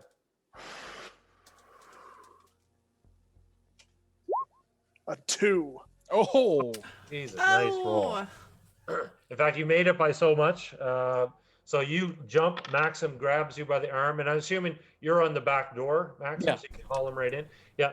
So you get hauled in. This thing will leap. So it's going to be a potential. So it leaps to try and snag its meal before you get inside. But with a great roll like that, you're in. So now it comes down to whether or not we'll say Elionov and Gallagher are ready to try and close the door. I'll give them a roll. So they'll slam the door shut just as it crashes into it. Somebody can make a skull die again. Roll that die 6. Give me. I'll do it this time. I'll do it. If you get a 1, Don't make me do it. if you get a 1, it will break the back window. And no, I'm not going to waste my $10 on Two. Two. Hey. Doesn't break the back window. So it essentially grabs onto the back. Just like before, again, these things, there's a whole thing about octopuses, how their tentacles can act independently and they kind of have their brain is kind of divided. These things are kind of similar. So while it's focused on you, its tentacles are thinking of, oh, I need to grab the bar across the top. So even though it collides with the door and the body kind of starts being dragged, the tentacles lash up and wrap around the railing at the top. So this is now dragging behind you. And now here's the bad event coming in. And as you're tearing towards Ross Station, you'll see tentacles will suddenly appear up on the front of the windshield as the one that you ran over has now pulled itself free and is climbing back up the front. Now, in my, just so chat knows, in my mind, it was dead and crushed. But thanks to the table, it has actually just got, it just kind of got battered up a bit. So it starts pulling itself up, and now you're looking at teeth and 6 eyes staring at you through the windshield. Might as well go for initiative for the next round. Everybody, I can't roll initiative to save my life. And Lucian, what are you doing? I mean, you're in here. You just literally, you had your hand on your beard. Are you literally just in stunned silence? I mean, all this chaos is happening around. Yeah, he's just kind of staring at the floor, ignoring everything else that's going on, just kind of jabbering away to himself, going, she'll be fine. She'll be fine. She's much, I'm sure she can get it repaired, and I'll be back in the air in no time, and I'll be there, and then we'll not be here, and well, that would be good. That would be pretty handy right about now. And as you're just kind of saying this more or less to yourself, because almost like in slow motion around you, people are moving and trying to essentially survive. So I rolled a 1 for initiative. It really sucks. I'm assuming you guys won. Yeah. Unless you rolled a 1. I rolled a 9. Okay. So you get to go. So here's what's happening. The one that's being dragged along the behind by the tentacles, it's going to start to pull itself up. The one that's perched onto the front of the all-track, it's kind of pulling its head back as if it's going to do a lunge forward. All right. What do you guys want to do? Whoever rolled can go first, and then we'll go in order on the. So we have 1 in front and 1 in back, yeah? That's right. Both of them latch onto the all-track. Luca, you can't really, or Niamh, you can't really see where you're going now because this thing is just covering the front windscreen.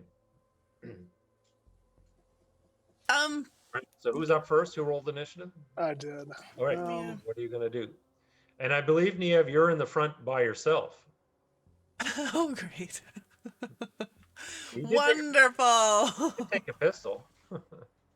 Yeah, I mean, what we've been doing is Jim's been in the front, so I think at the same time this is happening, I think Jim would be like making his way to the front. Jim is in the front. He's like, holy shit. He's like a scientist. So his eyes go wide. He'll actually kind of push himself back into his seat as far as he can. But Jim, you're up. So what do you see this thing pulling itself up from the back? By the way, just out of curiosity, Niamh, would you have screamed? Oh, it doesn't matter. Jim screamed. No, Well, I wouldn't have. You don't. So Jim is making my way up to the front. Oh yeah. So you can whip around. You can see that one of these things is perched on the front. But you get to go. So go ahead. What do you want to do? I'm gonna rush up to the front. Yeah. And is there a way can I roll down a window? I think we've said we did that. Or the passengers on the windshield obviously is in place, but the passenger side areas can be opened. Yeah. And one of them was broken, right? Well, yeah. So there's a window that's in the back of the. So this window, if you can see on the screen here, this window here is broken on the side. Oh, okay. Yeah, Jim is going to run up and throw open the passenger side window, and then take his rifle and shoot this thing twice. Hopefully, knock it off, or at least get it to stop. So the movement stuff. So it's gonna cost you an action to kind of do that, to get up there and kind of get the window down. Now, if you just want to shoot through the windshield, then that's going to be easier, but that's up to you. I'd rather not. So if I did that, and then shot, would that If be? you roll down the window, anything that you do is going to suffer a minus 20% penalty. Uh-huh. Do multiple actions. So what's your shooting? What's your bonus? I have a plus 40 to shooting. 40. So you would normally have a 90. To roll down the window, to take one shot would be 70. Two shots would be 50. Would be 50. However, being jostled around, she can't see. I'm sorry. I think I have to make the roll to shoot a 30. I'm not sorry to be a little bit mean there, but this is a bad table. No, it makes sense. Yeah. So essentially, you would have, if you take 2 shots, you would have a 30% chance to hit. If you take 1 shot, you would take you have a 50% chance to hit if you roll down the window. Now, they would both automatically jump up by 20 if you just shoot through the windshield. Yeah, but I don't want to do that. Okay. Yeah. I'm not going to shoot. Okay. I'm just going to rush up.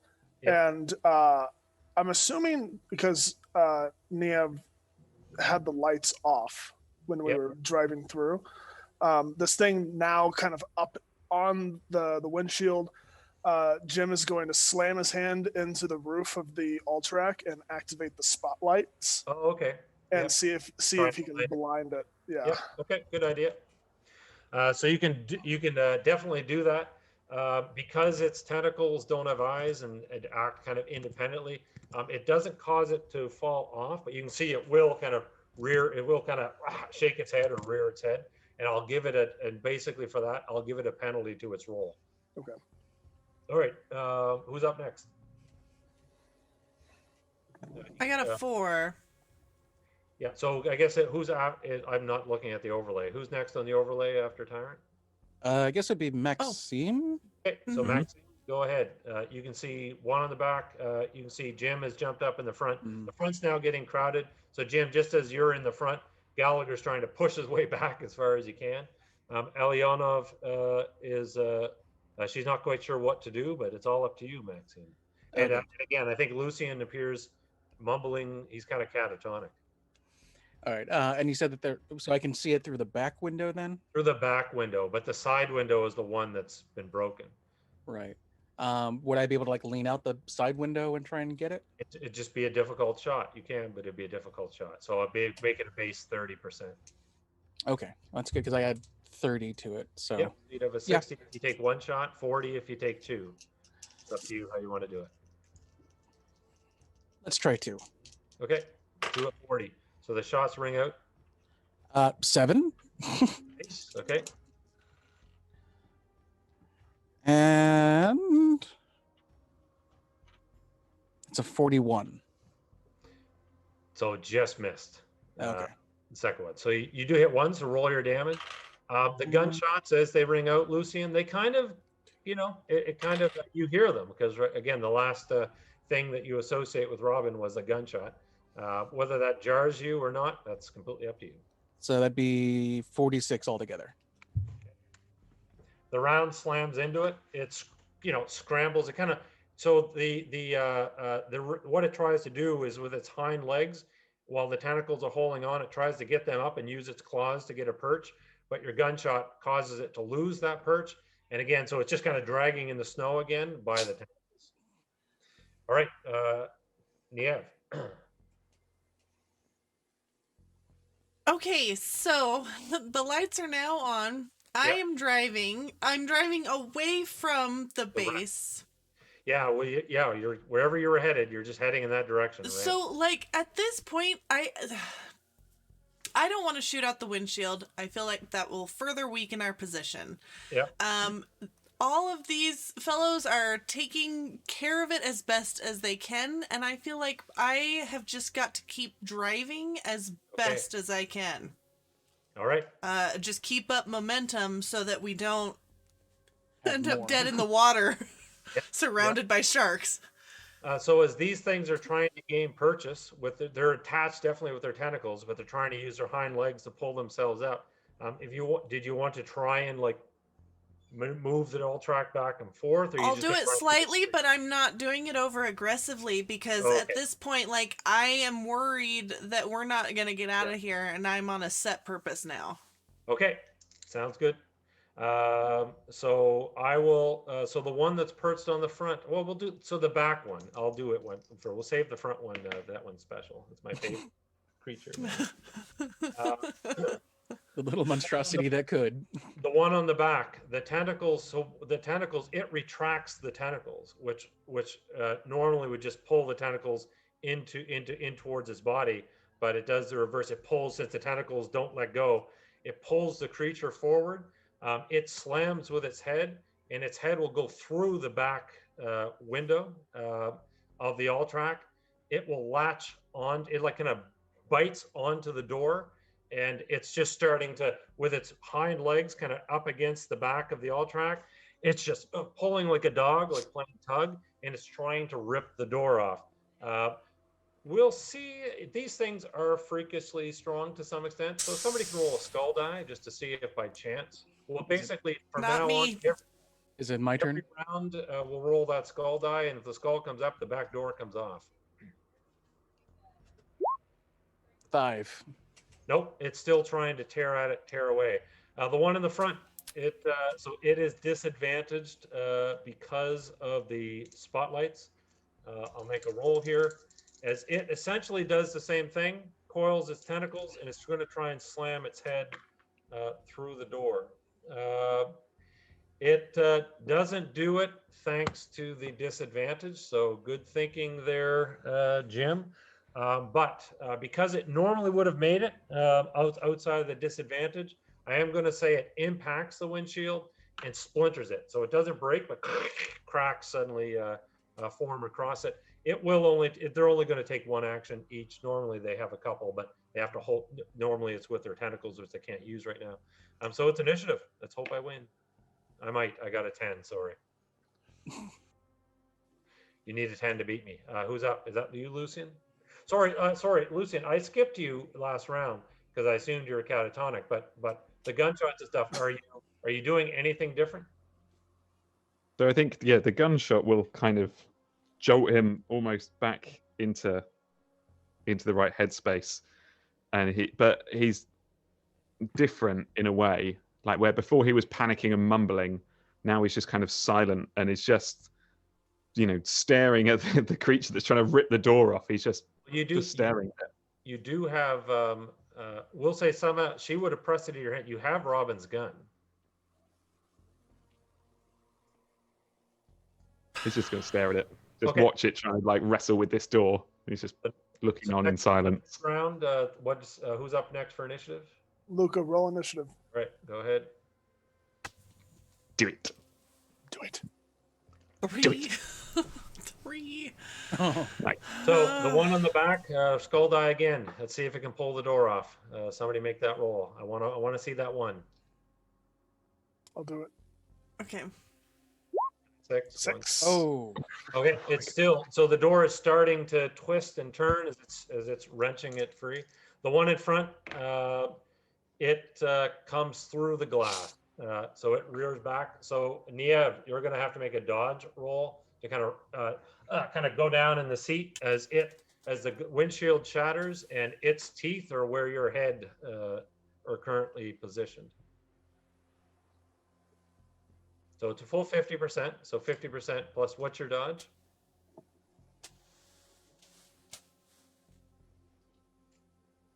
My dodge is 10%. So you have a 60% chance to dodge. Now, don't forget, you did save experience points as opposed to spending them. So if you fail, you can use one of those up. Okay, that's right. Yeah. Unless you want to spend some now on dodge. If you spend 2, you No, I'd rather take just the... All right. Okay. Yeah, I'm gonna use one right now because I rolled a 93. Okay. So I got 2 left. So you managed to get. So the all-track kind of swerves. You go down on the seat. The tentacles, it kind of pulls itself through the gap in the windscreen, and where your head was. So you have a backrest, the seat backrest. It basically, its teeth grab onto that and kind of tear the seat apart. And you, by the way, you're under. First of all, the question would be: would you have a seatbelt on or off? I would have a seatbelt on. Yeah. On. So that means you're like it's directly above you. The tentacles are actually have now fallen down over your face, and they're just kind of squirming all around. You're directly underneath it, and you can see its throat is directly above your face. I mean, it doesn't really realize that it got the seat instead of you. So it's doing. I don't know if you know if you know what if you see what a dog does when it gets a hold of something, it starts to thrash. So that's what it's doing, tearing the seat apart. And you got your up. Okay, I need to roll initiative before Actually, I you can know go. what? You know what? Just because it's a bad table, and I did say the tentacles came in, you're gonna have to make another. You can't make it. This is not really a dodge roll. This is kind of a squirm around roll. But give me it's and because you've already done one, it's at minus 20%. So you 50% chance to dodge. So the tentacles, because they're just kind of there as they fall around you, and some of them, because they act independently, some of them just start to coil around your arms, and you didn't make it. Yeah, so you start to feel the tentacles are now independently starting to coil around your arms, things like that. So, Am I able to respond, or I've got to roll to take a turn? No, you are able to respond. Oh, yeah. So at this point, if I am able, I would like to try and shoot it with the gun that I have. In the neck. Yeah, or you can actually press. Because it's right there. Yeah, you can press the gun barrel up against it. You Yeah. can. So for point blank, you do get some bonus damage. And I'll make it a full. I don't even know. I'll make it a full 50%. Where do I even see my weapon? weapon? What's your firearm skill? Firearms. Pistol.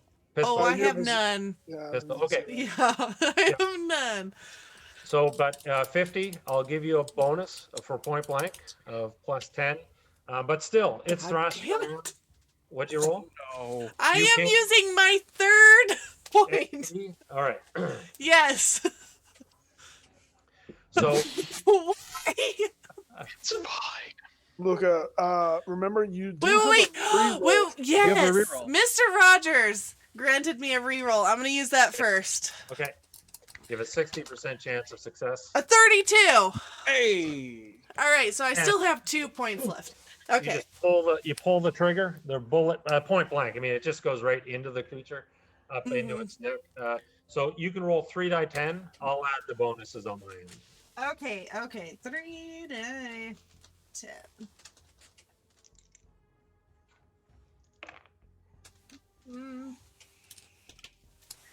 A 4, an 8, and a 10. I guess a 0. Yeah. 22. So the round goes up through its neck. It, immediately kind of throws its head back and thrashes backwards. One of the things that happens is that just like, one of the things that happens with its tentacles is that when it gets shot, the kind of the pain causes all of its tentacles that are gripping things to just constrict. So you'll feel them tighten around you. I am going to give you 9 damage as you feel that it's almost enough force to crack your forearms type thing. Or again, they don't have you grappled, and they don't have you in any meaningful way, but they're just kind of coiled in various places and they're just squeezing.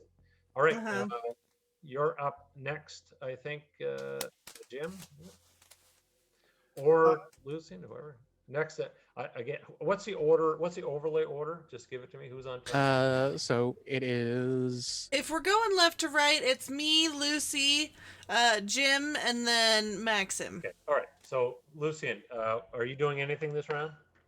Am I in the front or the back of the? You're in the back. Of the track? Yeah. I'm in the back. You should hear Eliana, and you can see that this thing is tearing away at the door. Maxim is hanging out the side window with a rifle trying to shoot it. But behind you, I mean, when I say you're in the back, like literally, like if you're sitting there, the thing that's through the windshield is like 5 feet away from you, right?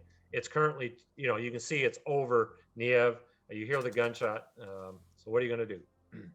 I'm gonna try and stand up in this thing and walk towards the door till I'm point blank Okay. range of this thing on the other side of the door. Not very big, so it does. Yeah, you can just kind of stumble forward, and you're at the door. And I'm going to shoot this thing with the pistol as many times as I can roll in one turn. I'm going to unload the entire clip into it. Okay. Are you completely silent, or are you screaming, or are you just? Yeah, no, completely silent and like straight faced. Okay. So here's the deal.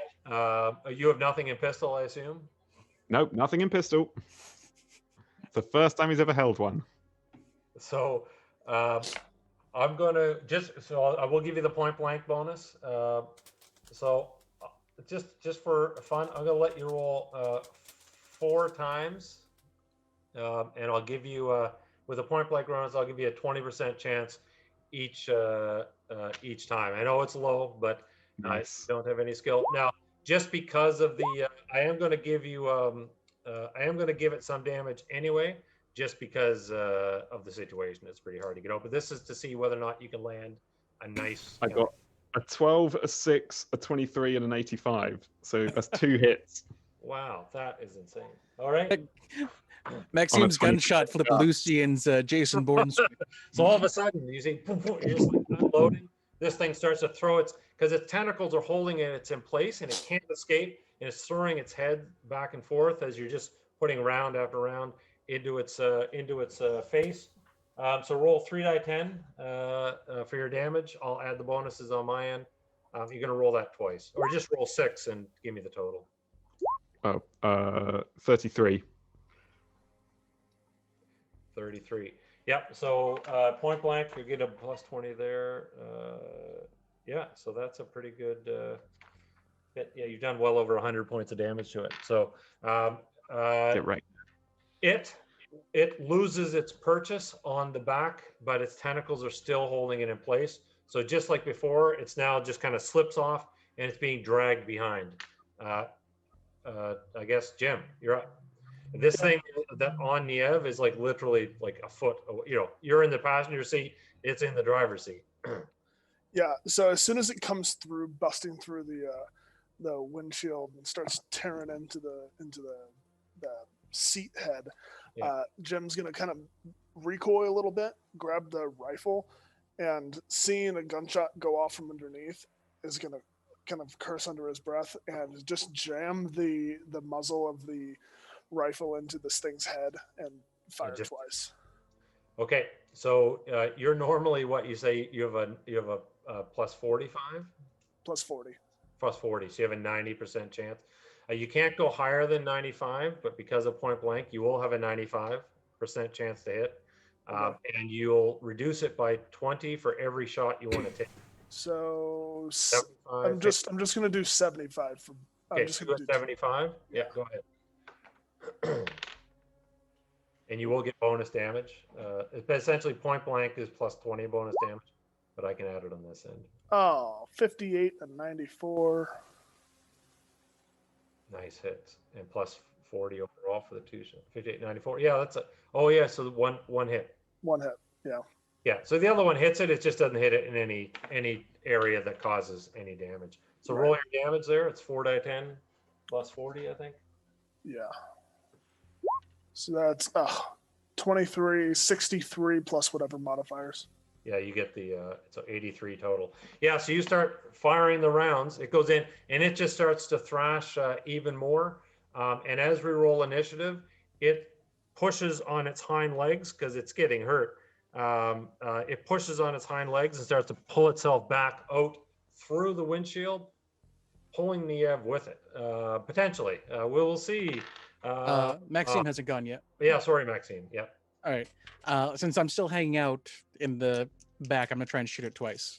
Okay. So this time, since it's dragging further behind, it's a little bit more visible. I'll give you a full 50% to hit it. All right, and I'm shooting twice, so that is a 19. Nice hit.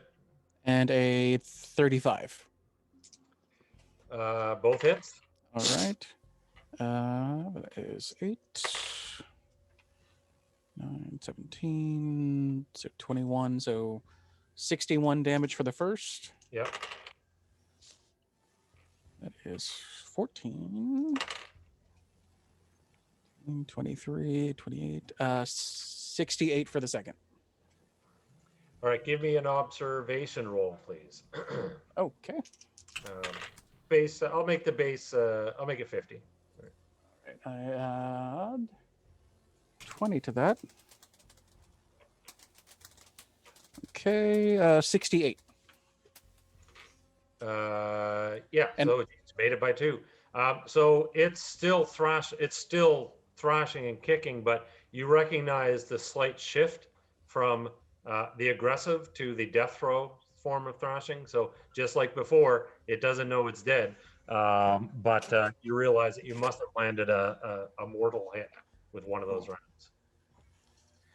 All right, it is initiative for the next round. Okay. Jeez, I have a. Be Lucian to roll. Yeah, Lucian, you're up. An 8. You got me by 1. Heck yeah. What are you gonna do?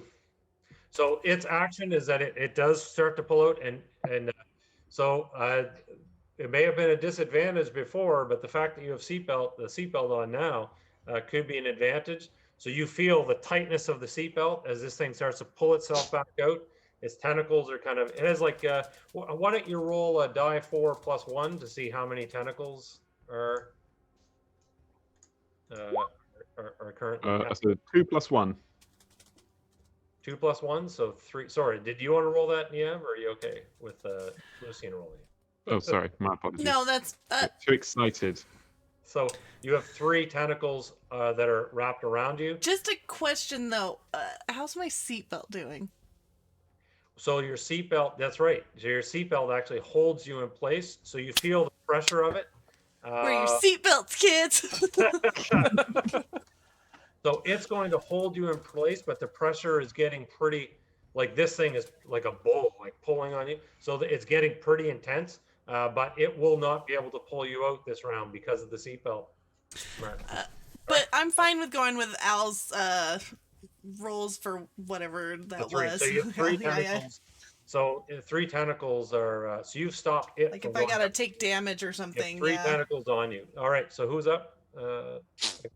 Whoever rolled initiative goes first. That Ow. was me. All right. Yeah. So this is happening at the front. You're at the back, but you do see Right. that the creature at the back is still hanging on, but it's being dragged behind the all track. He's going to turn around and walk towards the front. And I imagine is there like a little window that kind of separates the two? There's actually a little door. You can actually squeeze through. It's a little doorway. So he's going to open the door and put his head through and just be like, turn around now. All right, that's what you do. Who's up? I guess it's Niamh, are you next? I guess so. No. Wait, if we're going in order of overlay, then it's Ty. Yeah, Yeah. go ahead. So is this thing dead, or is it like Oh, actively? the one in the front is not dead. But it's actively. It basically is like its brain is caught up and it realizes, oh, my tentacles have something. So it's trying to pull itself out through the windshield to get away with its lunch, but it's currently stuck because of the seatbelt. Yeah. There's 3 Jem- tentacles. Jem is going to. Can he just like stick the muzzle of the gun in this thing's chest where the tentacles are, and try to like shoot it, but also try to shoot the tentacles off at the same time? I'll give you a science roll at 50% to understand where you should shoot it to cause kind of the muscles to release. Listen, I know we said my cover was a scientist, but I do have a +10. Hold on. All right. So you have a 60% chance to figure out where to shoot it. 39. Okay. Yep. So give your roll.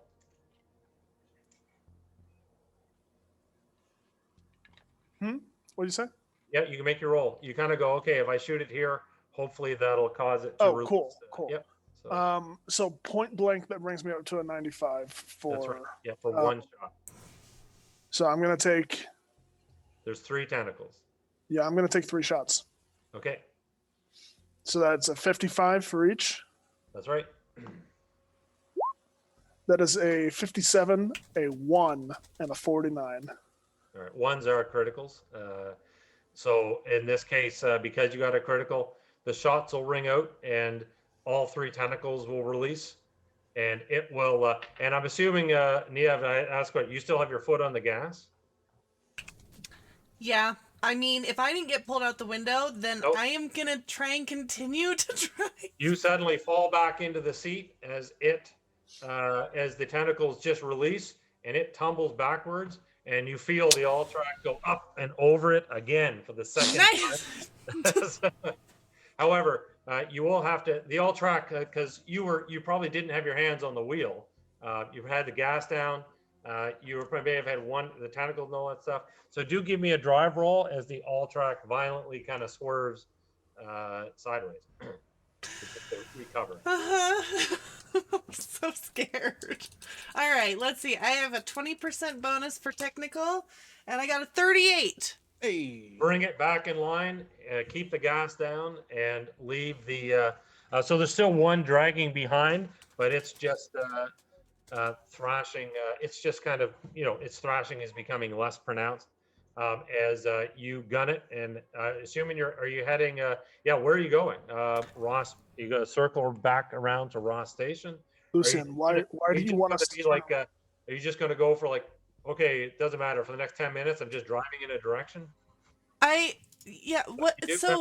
But you do have Lucian saying we need to go back. Yeah, does he respond to Jim at all about why? Because otherwise I am I'll be quiet. continuing on course. Yeah. We need to go back for her. For who? Yeah, nope, I'm continuing. Let's go. What are you doing? And he's still got the pistol in his hand. And he's like, I said, turn around. I still have the pistol in my hand too, and I'm just like pointing it back while continuing to drive. We can play this game, the both of us. We are going to Smolensk. She is dead. I need you to move on. Listen, who do you want us to go back for? We need to go back. We need to go back for Robin, of course. Lucian, Robin's dead. No, of course she's not. No. Look. We drove right. That all went off. You pulled me out, and bugger you for doing so. But we drove away, and then they're all dead. So now we can go back, right? Meanwhile, from the back, should I come back in? Yes. No, it's fine. Maksim, what you can see is that several more of these things do appear. But because there's 2 corpses, well, there's 1 corpse that got ran over. They'll be stopping and eating it, and you lose them kind of in the snow. Okay. So can I cut the other one down and? And you can get your. Or should I save this until if we come across another pack? That's not a bad idea. No. This is like in camping. You don't want to have your food out on the table for the bears, where they're smelling it from miles around. We need to ditch this. You never know when a Lunchable might be on handy.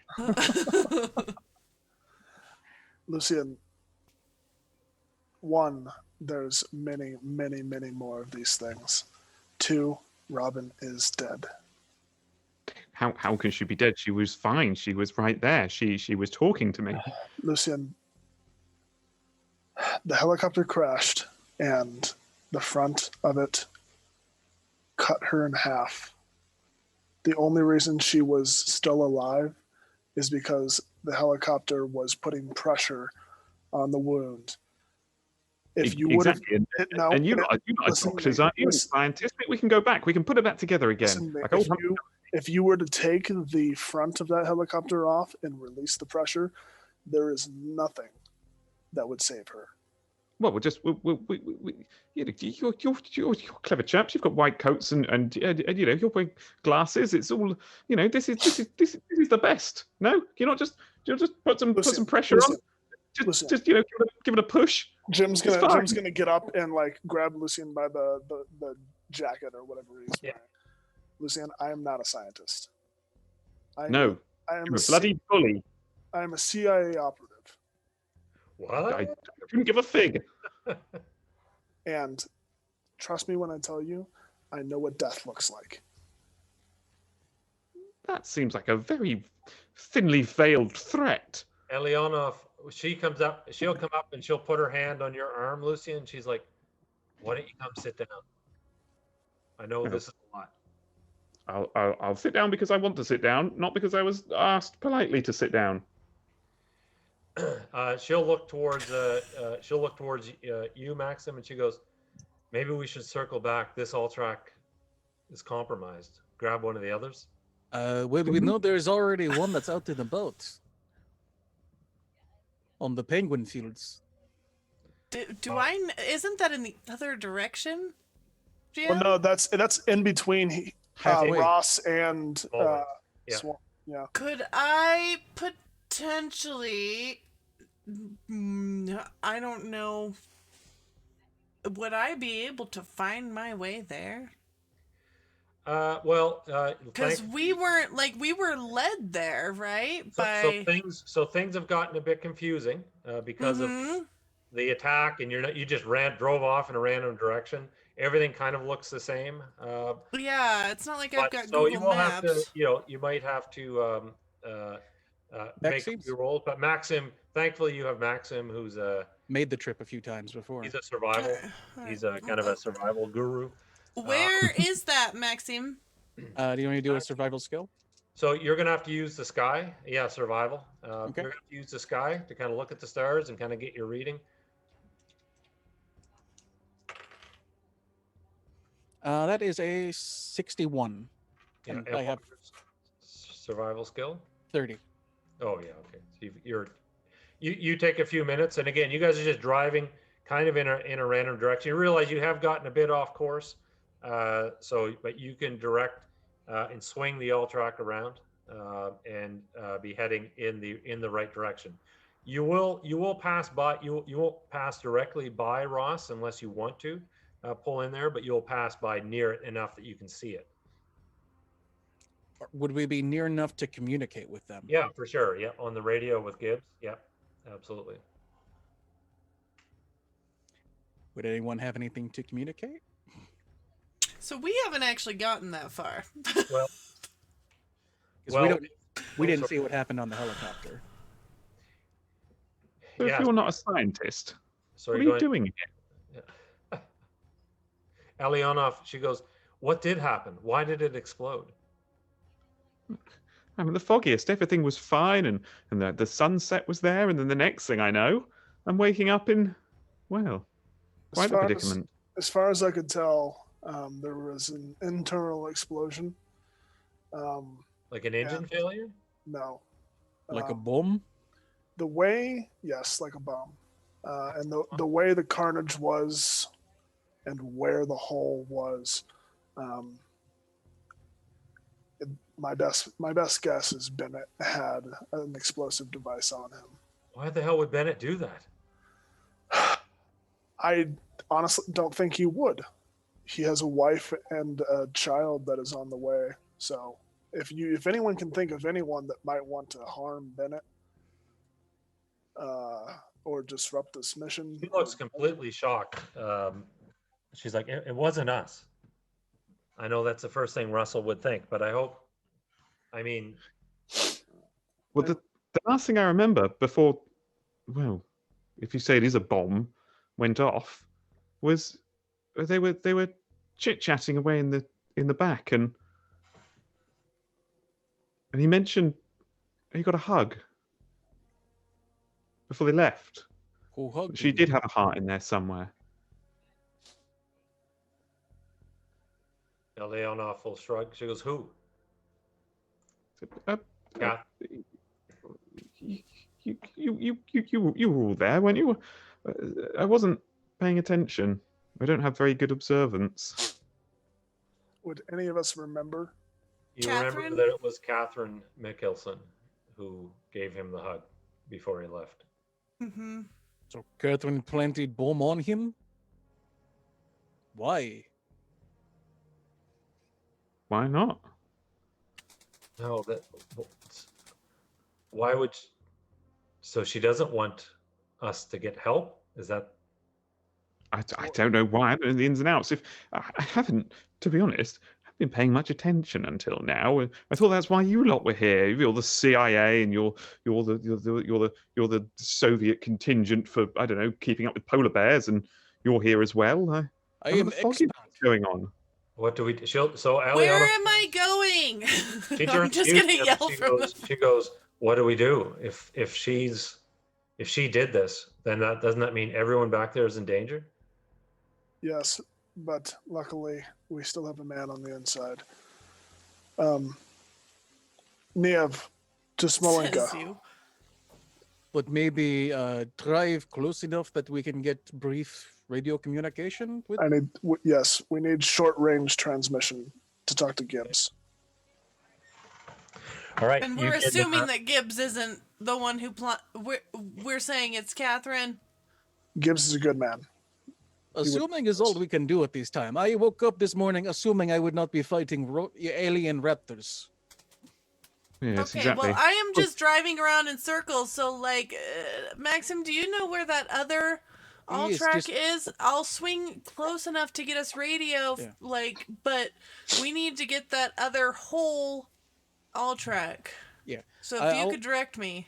I'll kind of, like, point in a direction that she can get to, like, kind of buzz by the base close enough to get radio, but, like, still in the direction of where we were heading.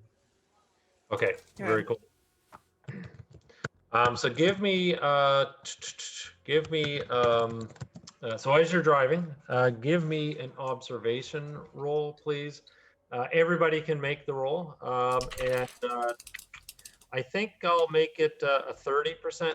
So it's going to be a difficult one. 26. Oh, nice. 45, but I get 20. 16. Oh, Jesus. Everybody is, We're a little jumpy.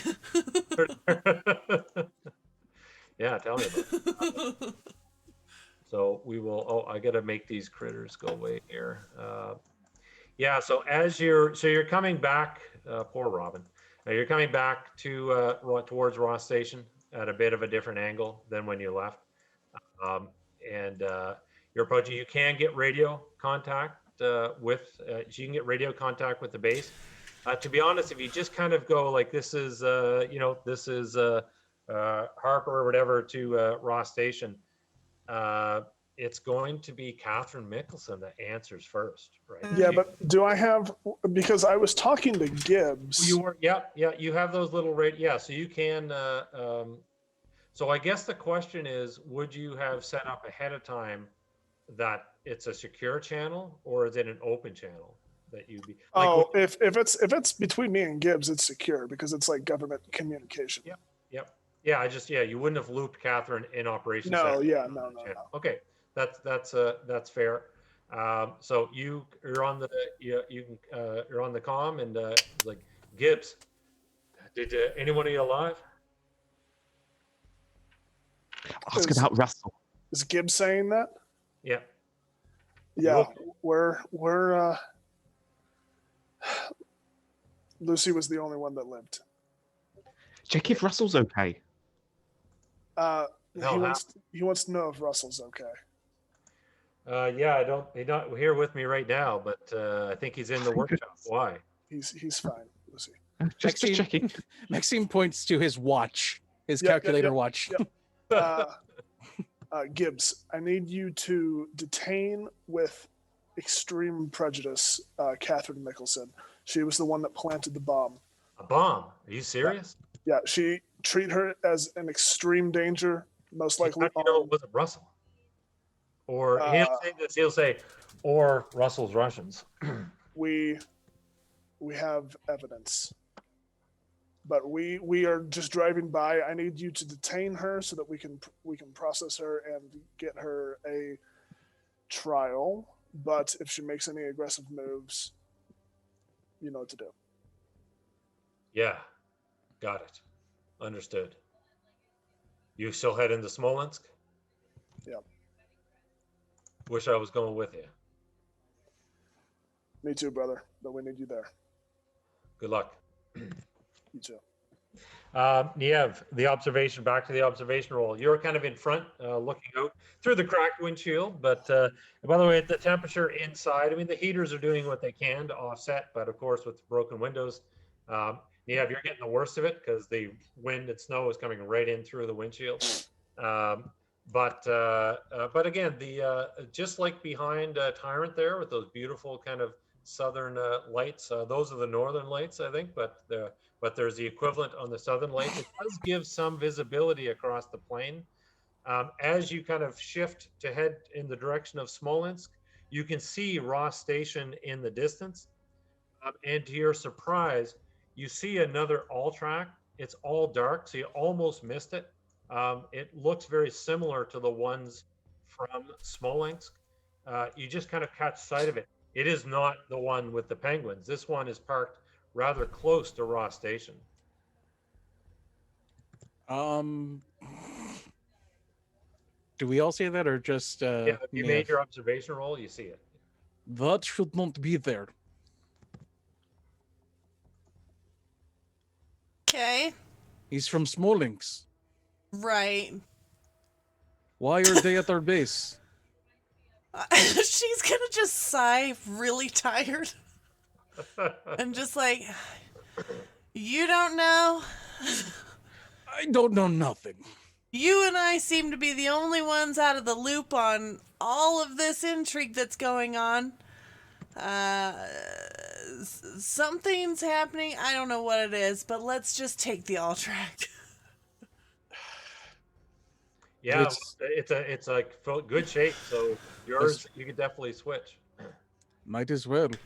Maybe it has... What's his friend looking like right now? Mila Jovovich. What's her name? The other Russian. Oh, Alyonov. Yeah. Thank you. She's sitting with. So she's surprised at the news of the all track, but she's sitting and basically looking. She's almost taken over Robin's role to some extent. She's trying to keep Lucian calm, and she kind of pried the gun out of his hand and put it in her pocket. Why she's got the gun. Yeah, okay. I'll ask her just point like, why is Smolensk Ultrek at base now? No, she says it's very strange. There's definitely something going on at Smolensk. I mean, we need to find out what it is. You're going to pull up behind it. Yes. Yep. You can pull up behind it. My floodlights are on. I'm like, it is looking this thing over. It is unoccupied. Okay. Yeah. All right. As we're like transitioning into the other all track, I'm gonna radio Gibbs again. Say, just a heads up, there was a Smolensk all track outside of the base.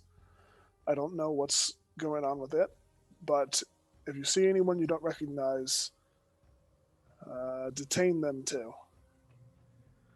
All right, you got it. He goes, what the hell is going on, Harper? I have no clue. We're going to figure it out, though. Let them know we're taking their all-track, too. Oh, and we're taking the Russian all-track. Okay, you pull up behind it. You can all pile out, leaving your damaged one. You can, so this is kind of a good table, right? You kind of get an all-track just served up to you like this.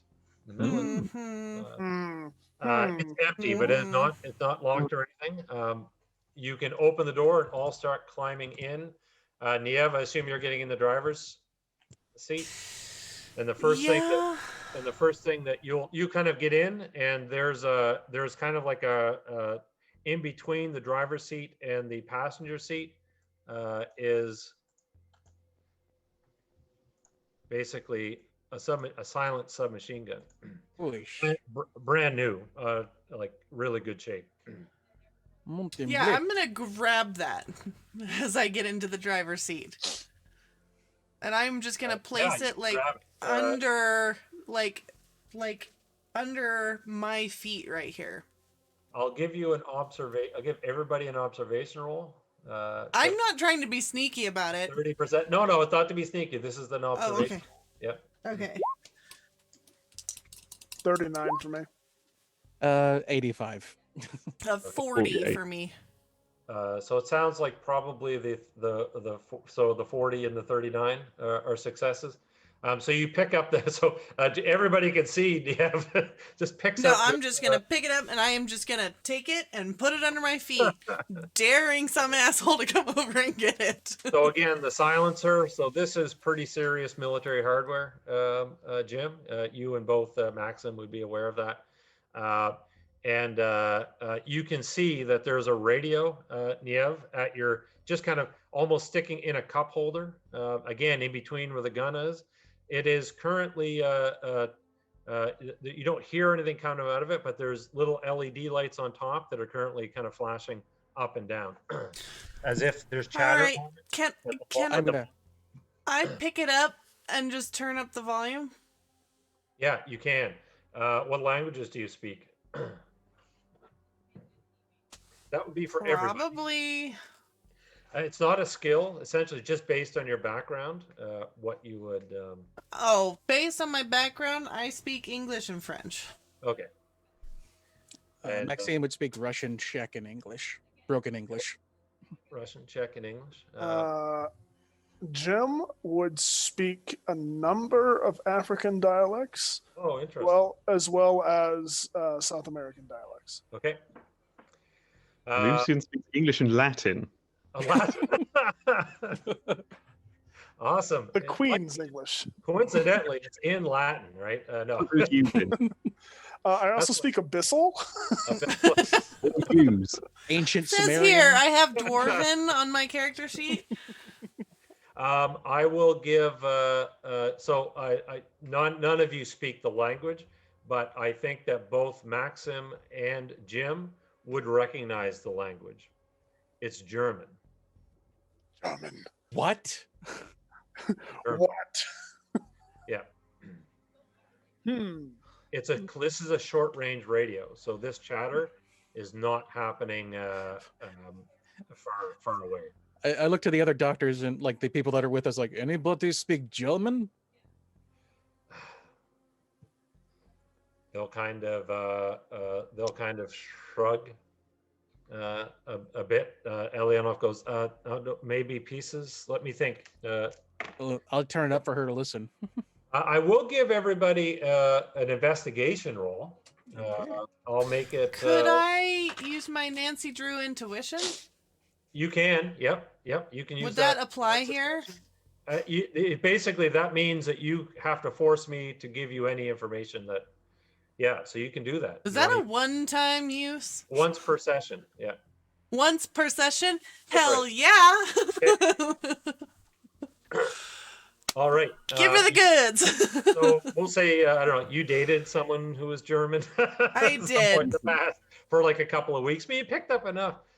And you can pick out the name Catherine. Essentially, what they're saying is that they're trying to contact Catherine. They're basically going, we are in position at the generator building. We're about to cut power. Are you ready for extraction? Over. All right, I'm gonna turn my attention to Jim and just be like, they are about to cut power and take out Catherine.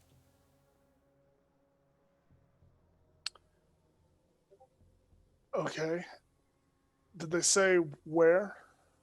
Generator room? building. I want to say. I'm gonna move you guys. I'm gonna move you guys now. I believe we might be in extraction vehicle. Yeah. All right, and I'm gonna just So, and I'm gonna I start could- the vehicle. so I could take other Ultrac. They won't expect two to show up. No, let so you them see- have the bloody one. So you see here, this is the generator building. Okay. So here's the thing. So she'll actually come on. So obviously Gibbs doesn't have her yet because he's obviously he wouldn't just be bust in. He's gonna, strategically making his move. So she actually comes on. She's speaking German, and it's perfect. It's her first language. She comes back on, and she goes, "I'll be ready. I just have one asshole to take care of first." And you all know she's talking about Russell. Yeah. Man, I feel So we gave her 10 minutes. conflicted about that. I mean, I'm gonna look at everyone else and be like, I think this is the extraction vehicle. Do we still want to go to Smolensk? If One they moment. cut the power to the base, they are dead. Gibbs, This is Gibbs. She's not in operations. hostile takedown immediately. Go. You sure? Yeah. 100% go. All right, I'm on it. And If they cut the power to there, there's like that's the heating and everything, right? Yeah, no, yeah. Oh man. All right. What a bunch of Rosses. She's gonna start up the all track and start heading for Ross Station. in their all track. In Yes. there, all track. Yeah. Yep. I Wait, don't you're- want the you're bloody heading- one. You're heading to Smolensk again? No, I'm heading to Ross. Okay, you're heading to Ross. Okay. Okay, Just you think can it's hit very yourself. kind of You Maybe can- they will have some answers. Save us a trip to Smolensk. So heading to the generator building. Yeah. you can head into the generator building. By the time you are arrive, Can we at- try and like throw some confusion in it and like go on the radio? Does anyone know the German word for wait or stop? Well, Niamh, Yeah, I because I was can. going to say they might. I blow can it. do 9 abort, like halt. No, well, because you use Nancy Drew, I'll let you do it, but it's going to be a deceit roll. You're basically going to act as a. So you will hear Catherine say, "Wait a minute, someone's coming. I need to go. Just give me a second." You'll hear her say. So you can jump in her place, but you're going to have to make a deceit roll.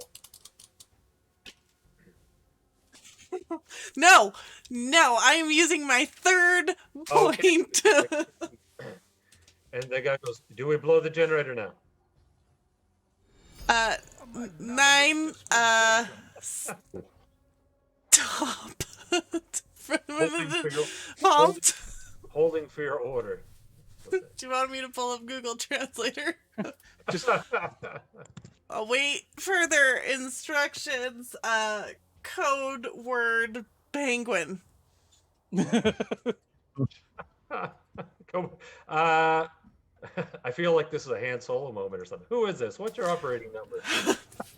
No, it's like. Blow it up. So you made Boring your roll, conversation right? anyway. Oh yeah. You rolled, Yeah. No, you Yeah. rolled the experience point. That's right. So essentially. I used my third point. Yeah. So they'll say there's a bit of confusion. You do note that in their voice. They'll say holding for further instructions. Okay. Luca, the next roll you make is an automatic success oh, Oh, crazy. from Mr. Um, Rogers. Okay, I am gonna look around.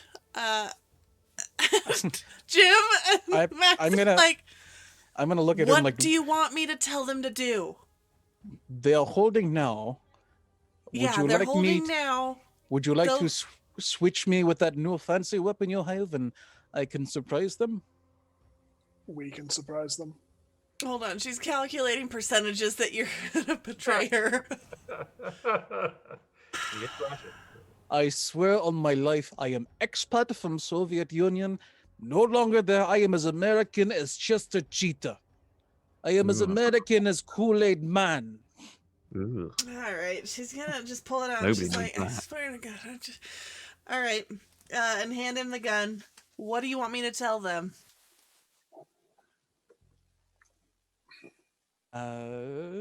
Tell them Just tell them to sending wait. backup. Yeah, just tell them to wait. Don't want to stop being such a bunch of bloody Wait bastards. for backup. Good one. On their way. Wait for Warten Sie backup on auf their way. das Backup. Hold on, You have there's to get the gotta thing be like a this.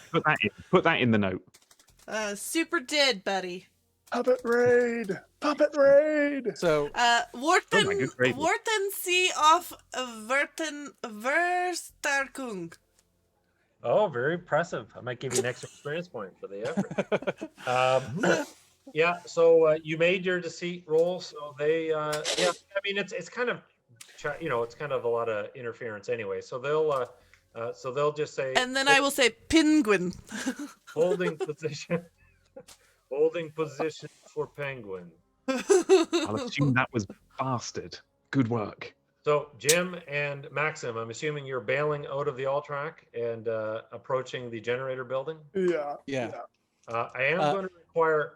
I am going to require. Can I ask? Hiding. Oh, sorry. Yeah. Can I ask? I asked Niamh to switch weapons with me. Oh yeah. Did you give him the weapon? Yes, I gave him the weapon. So now I have what you had, just another pistol. So I got 2 pistols. I had the rifle. So I'm switching out for the. I don't know what I'm gonna do with that. I'm gonna hand it off to Jim. Okay. Like I don't. I Gimme. Okay, I'll hold on to it. No, I'll take it. Alright. That's all right. I'll hold on to it. Oh, I see. But Yeah, I'll kind of make eye contact with Jim and like kind of go like, you know, doing some like code signals, like silent code signals. Okay. He knows traditional Russian code. Yeah. All right. So the 2 of you exit the all-track. Should I make you roll a skull die? Those things are still out there, but no. They are still out there. You can approach the generator building. You can see that one of the entrance. You can see the entrance door, which you would be. Maxim, you're probably familiar. And Jim, you just arrived here. So Maxim, but you've been here for a week, so you're probably familiar with the layout. So you can, as you guys approach, I will require a hiding roll to kind of stealthily move in. 28. That's a good. And Jim? Ooh, 89. Use one of your experience points. I don't have any. Oh, sorry. Unless I was given one during the session.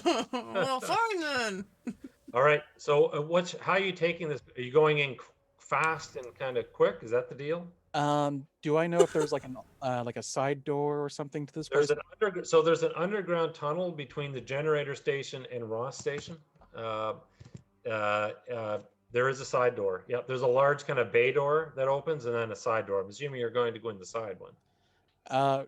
Seeing him, Jim kind of get really loud, he's gonna like make the motion to split up and he's gonna head for the side door. I guess I'm going through the front door. So here's the deal. So as you guys enter, Maxim, you automatically have initiative. Okay. You don't have to roll. But Jim, because you failed your hide roll, you are going to have to roll initiative. Okay. And I'm assuming everybody else is just staying in the all track? I am, yeah. Okay. I've got my rifle and my pistol, and I am just ready for anyone to try anything. I have Robin's pistol back. It's kind of important. You can be holding. Who are you? Eliana, well, she'll give it to you, and because you seem to have calmed down, and she's like, Oh, God. everything's going to be okay. I'm about to die. So the door. So you guys, the door's open. Maxim, they're both distracted by Jim. So you have the I guess the initiative. I rolled a 6 for initiative. I don't know what you got, Jim. I rolled a 4. All right, so they're ready. They're kind of expecting someone. You know, the conversation. They're just kind of, you know, they're nervous and alert anyway. So Maxim, you are up first. There's 2 of them. They have taken different positions around the area, so they're not clustered together. They've kind of got a crossfire going on the entrances. So you can take a shot. I am going to say in this situation, they are hiding in and they are kind of using cover. So the difficulty is 30% to hit them. You only see 2. Currently the lights are on in here because the power has not been cut. Is there one like close to the generator itself, or it looks like they're making the? Yep, you can see they're probably both. Actually, there'll be one hiding behind the generator and another one just hiding behind like how about a fuel canister? I'm gonna go for the one at the generator. So that is a 46, and I add 30 to my rifle. So that's a hit. So go ahead. Right. So this does. You can decide of the 30 rounds how many you're firing. This does 3 die 10, plus 20 damage. Plus, you just let me know how many bursts you're letting out. So, for example, if you fired 10 rounds, it'll do plus 20 damage. 20 rounds will do plus 40. So all 30, empty the clip, will do plus 60. I'll just do 10 rounds. Okay. And I almost get max damage. I got 28 that I rolled. So is that plus 40? It is, yeah. All right. So that's 68 damage. And are you only taking one shot? How much is it decreased? It's by 20. Would have been by 20 each Okay. time. Yeah. Well, I just rolled the 1, so I'll just say 1 for now. Yep. So you suddenly open fire and you catch this guy. He falls backwards onto the floor. The second guy, he sees Jim comes in. He's aware of the gun. Well, actually, you're silenced. Think about it. He will take a shot at you, Jim. So he just basically, this will be the guy with the shotgun. He basically just lets a round fire towards the door. That's going to be a potential hit. You can do a dodge. Full dodge, 50% plus whatever your dodge is. Mm-hmm. What is my dodge? Oh, dodge 20. So you have a 70% chance to dodge in behind some machinery or back into the doorway. All right, you get hit. You have cheat death, don't worry. Yeah. Let me use my cheat death. So go ahead if you want to make that roll now. It's an 80. So I need to roll under an 80.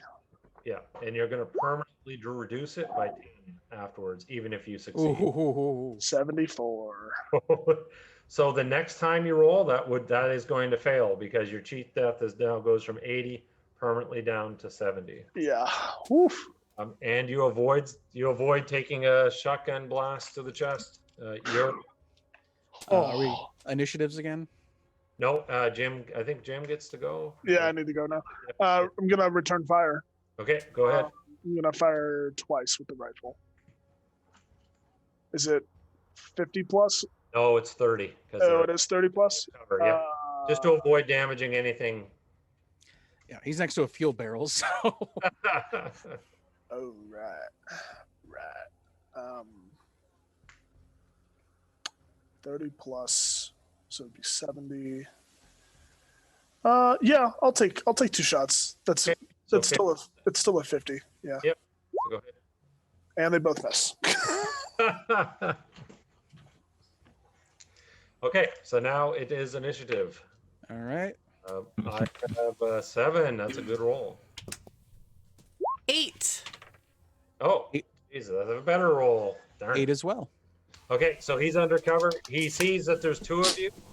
So what he's going to do is he kind of, normally you hold a gun with 2 hands. He just kind of is going to hold it with 1 hand, and he's going down for the detonator. You can see that the generator has something attached to it.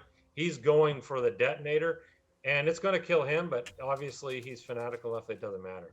But he lost initiative, so you have to take him out, because on his act, he's going to press the detonator. Can I run up and shoot him? You can try, yeah, if you want. You want to just charge him? Yeah, I'm going to go full action hero on this guy. Okay, so you just suddenly tear across the room towards him. He is going to try. So go ahead, make your tackling him type thing. Okay, and I'm going to shoot him twice. So. Oh, okay, yeah, you're just shooting as you're running. Yeah. Okay. So base is 30. That's a 22. Nice. And then a 46, but I add 30 to my rifles. So so you basically just let loose, and I'm assuming you're firing bursts. Yeah, just kind of like this quiet coughing, rapid coughing as the rounds come out of the silencer, slam into him. He will fall backwards. I don't know. Give me a skull die. The detonator's in his hand. Oh, jeez. I guess I'll roll it.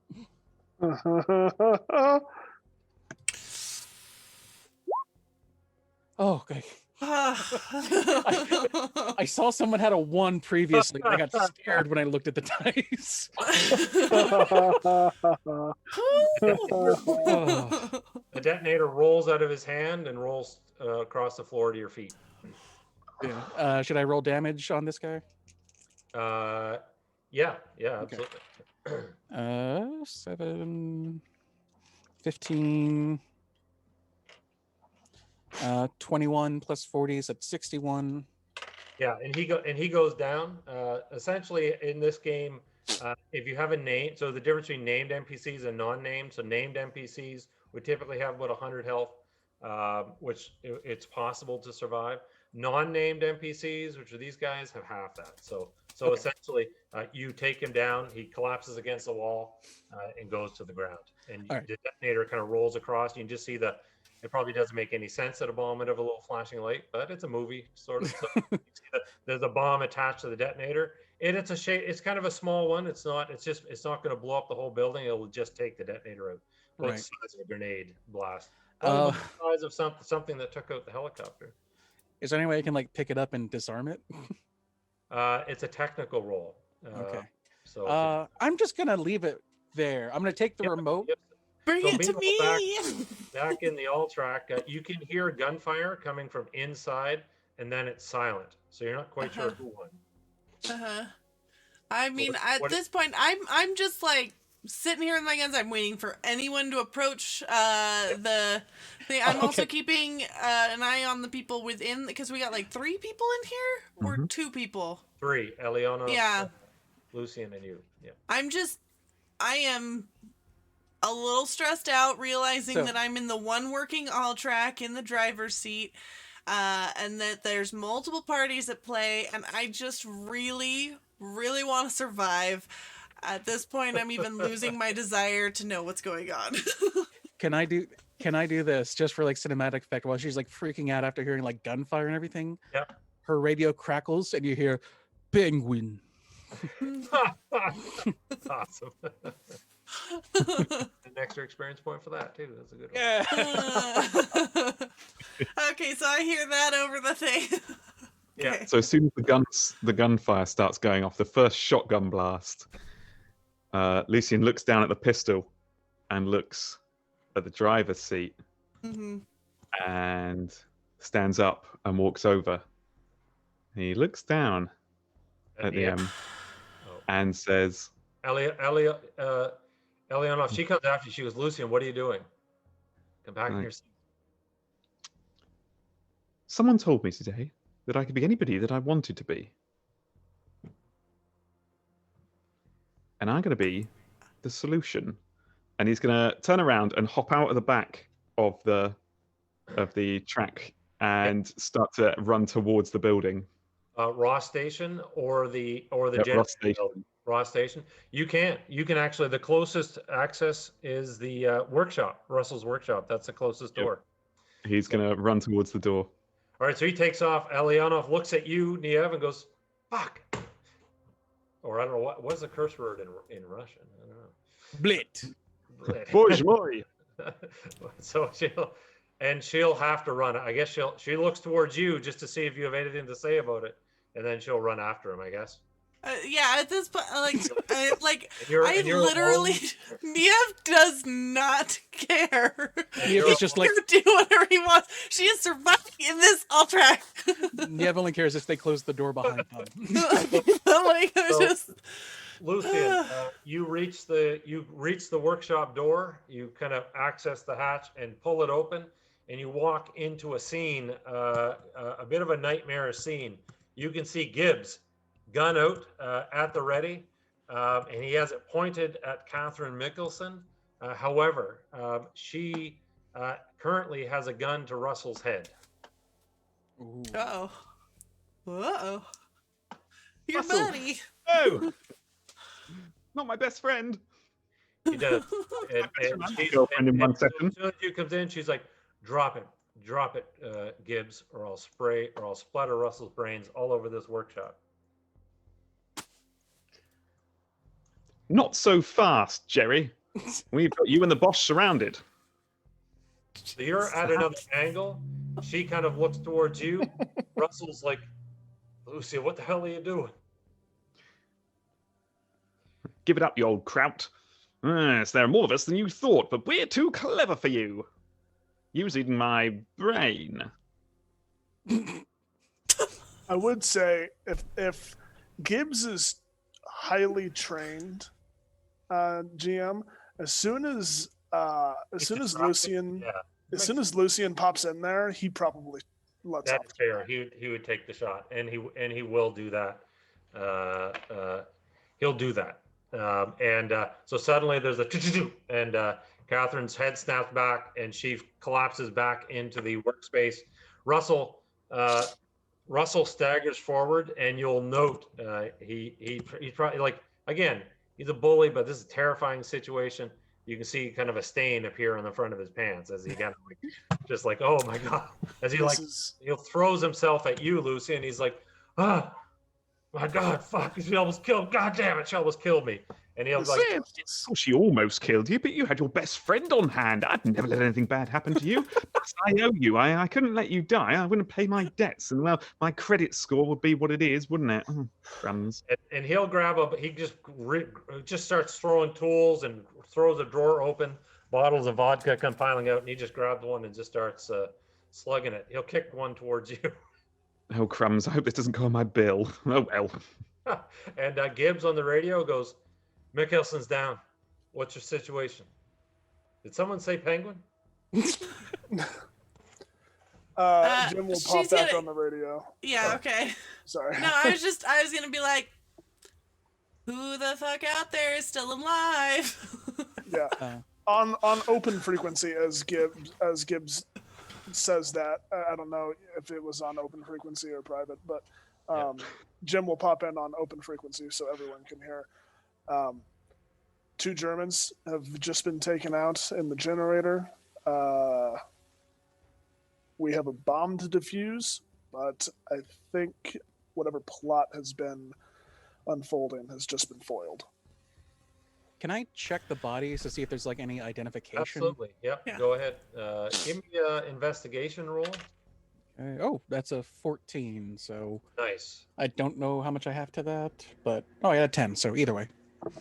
Jim, are we saying that anyone with information is dead? Gibbs goes, was I supposed to keep her alive? Everyone is dead.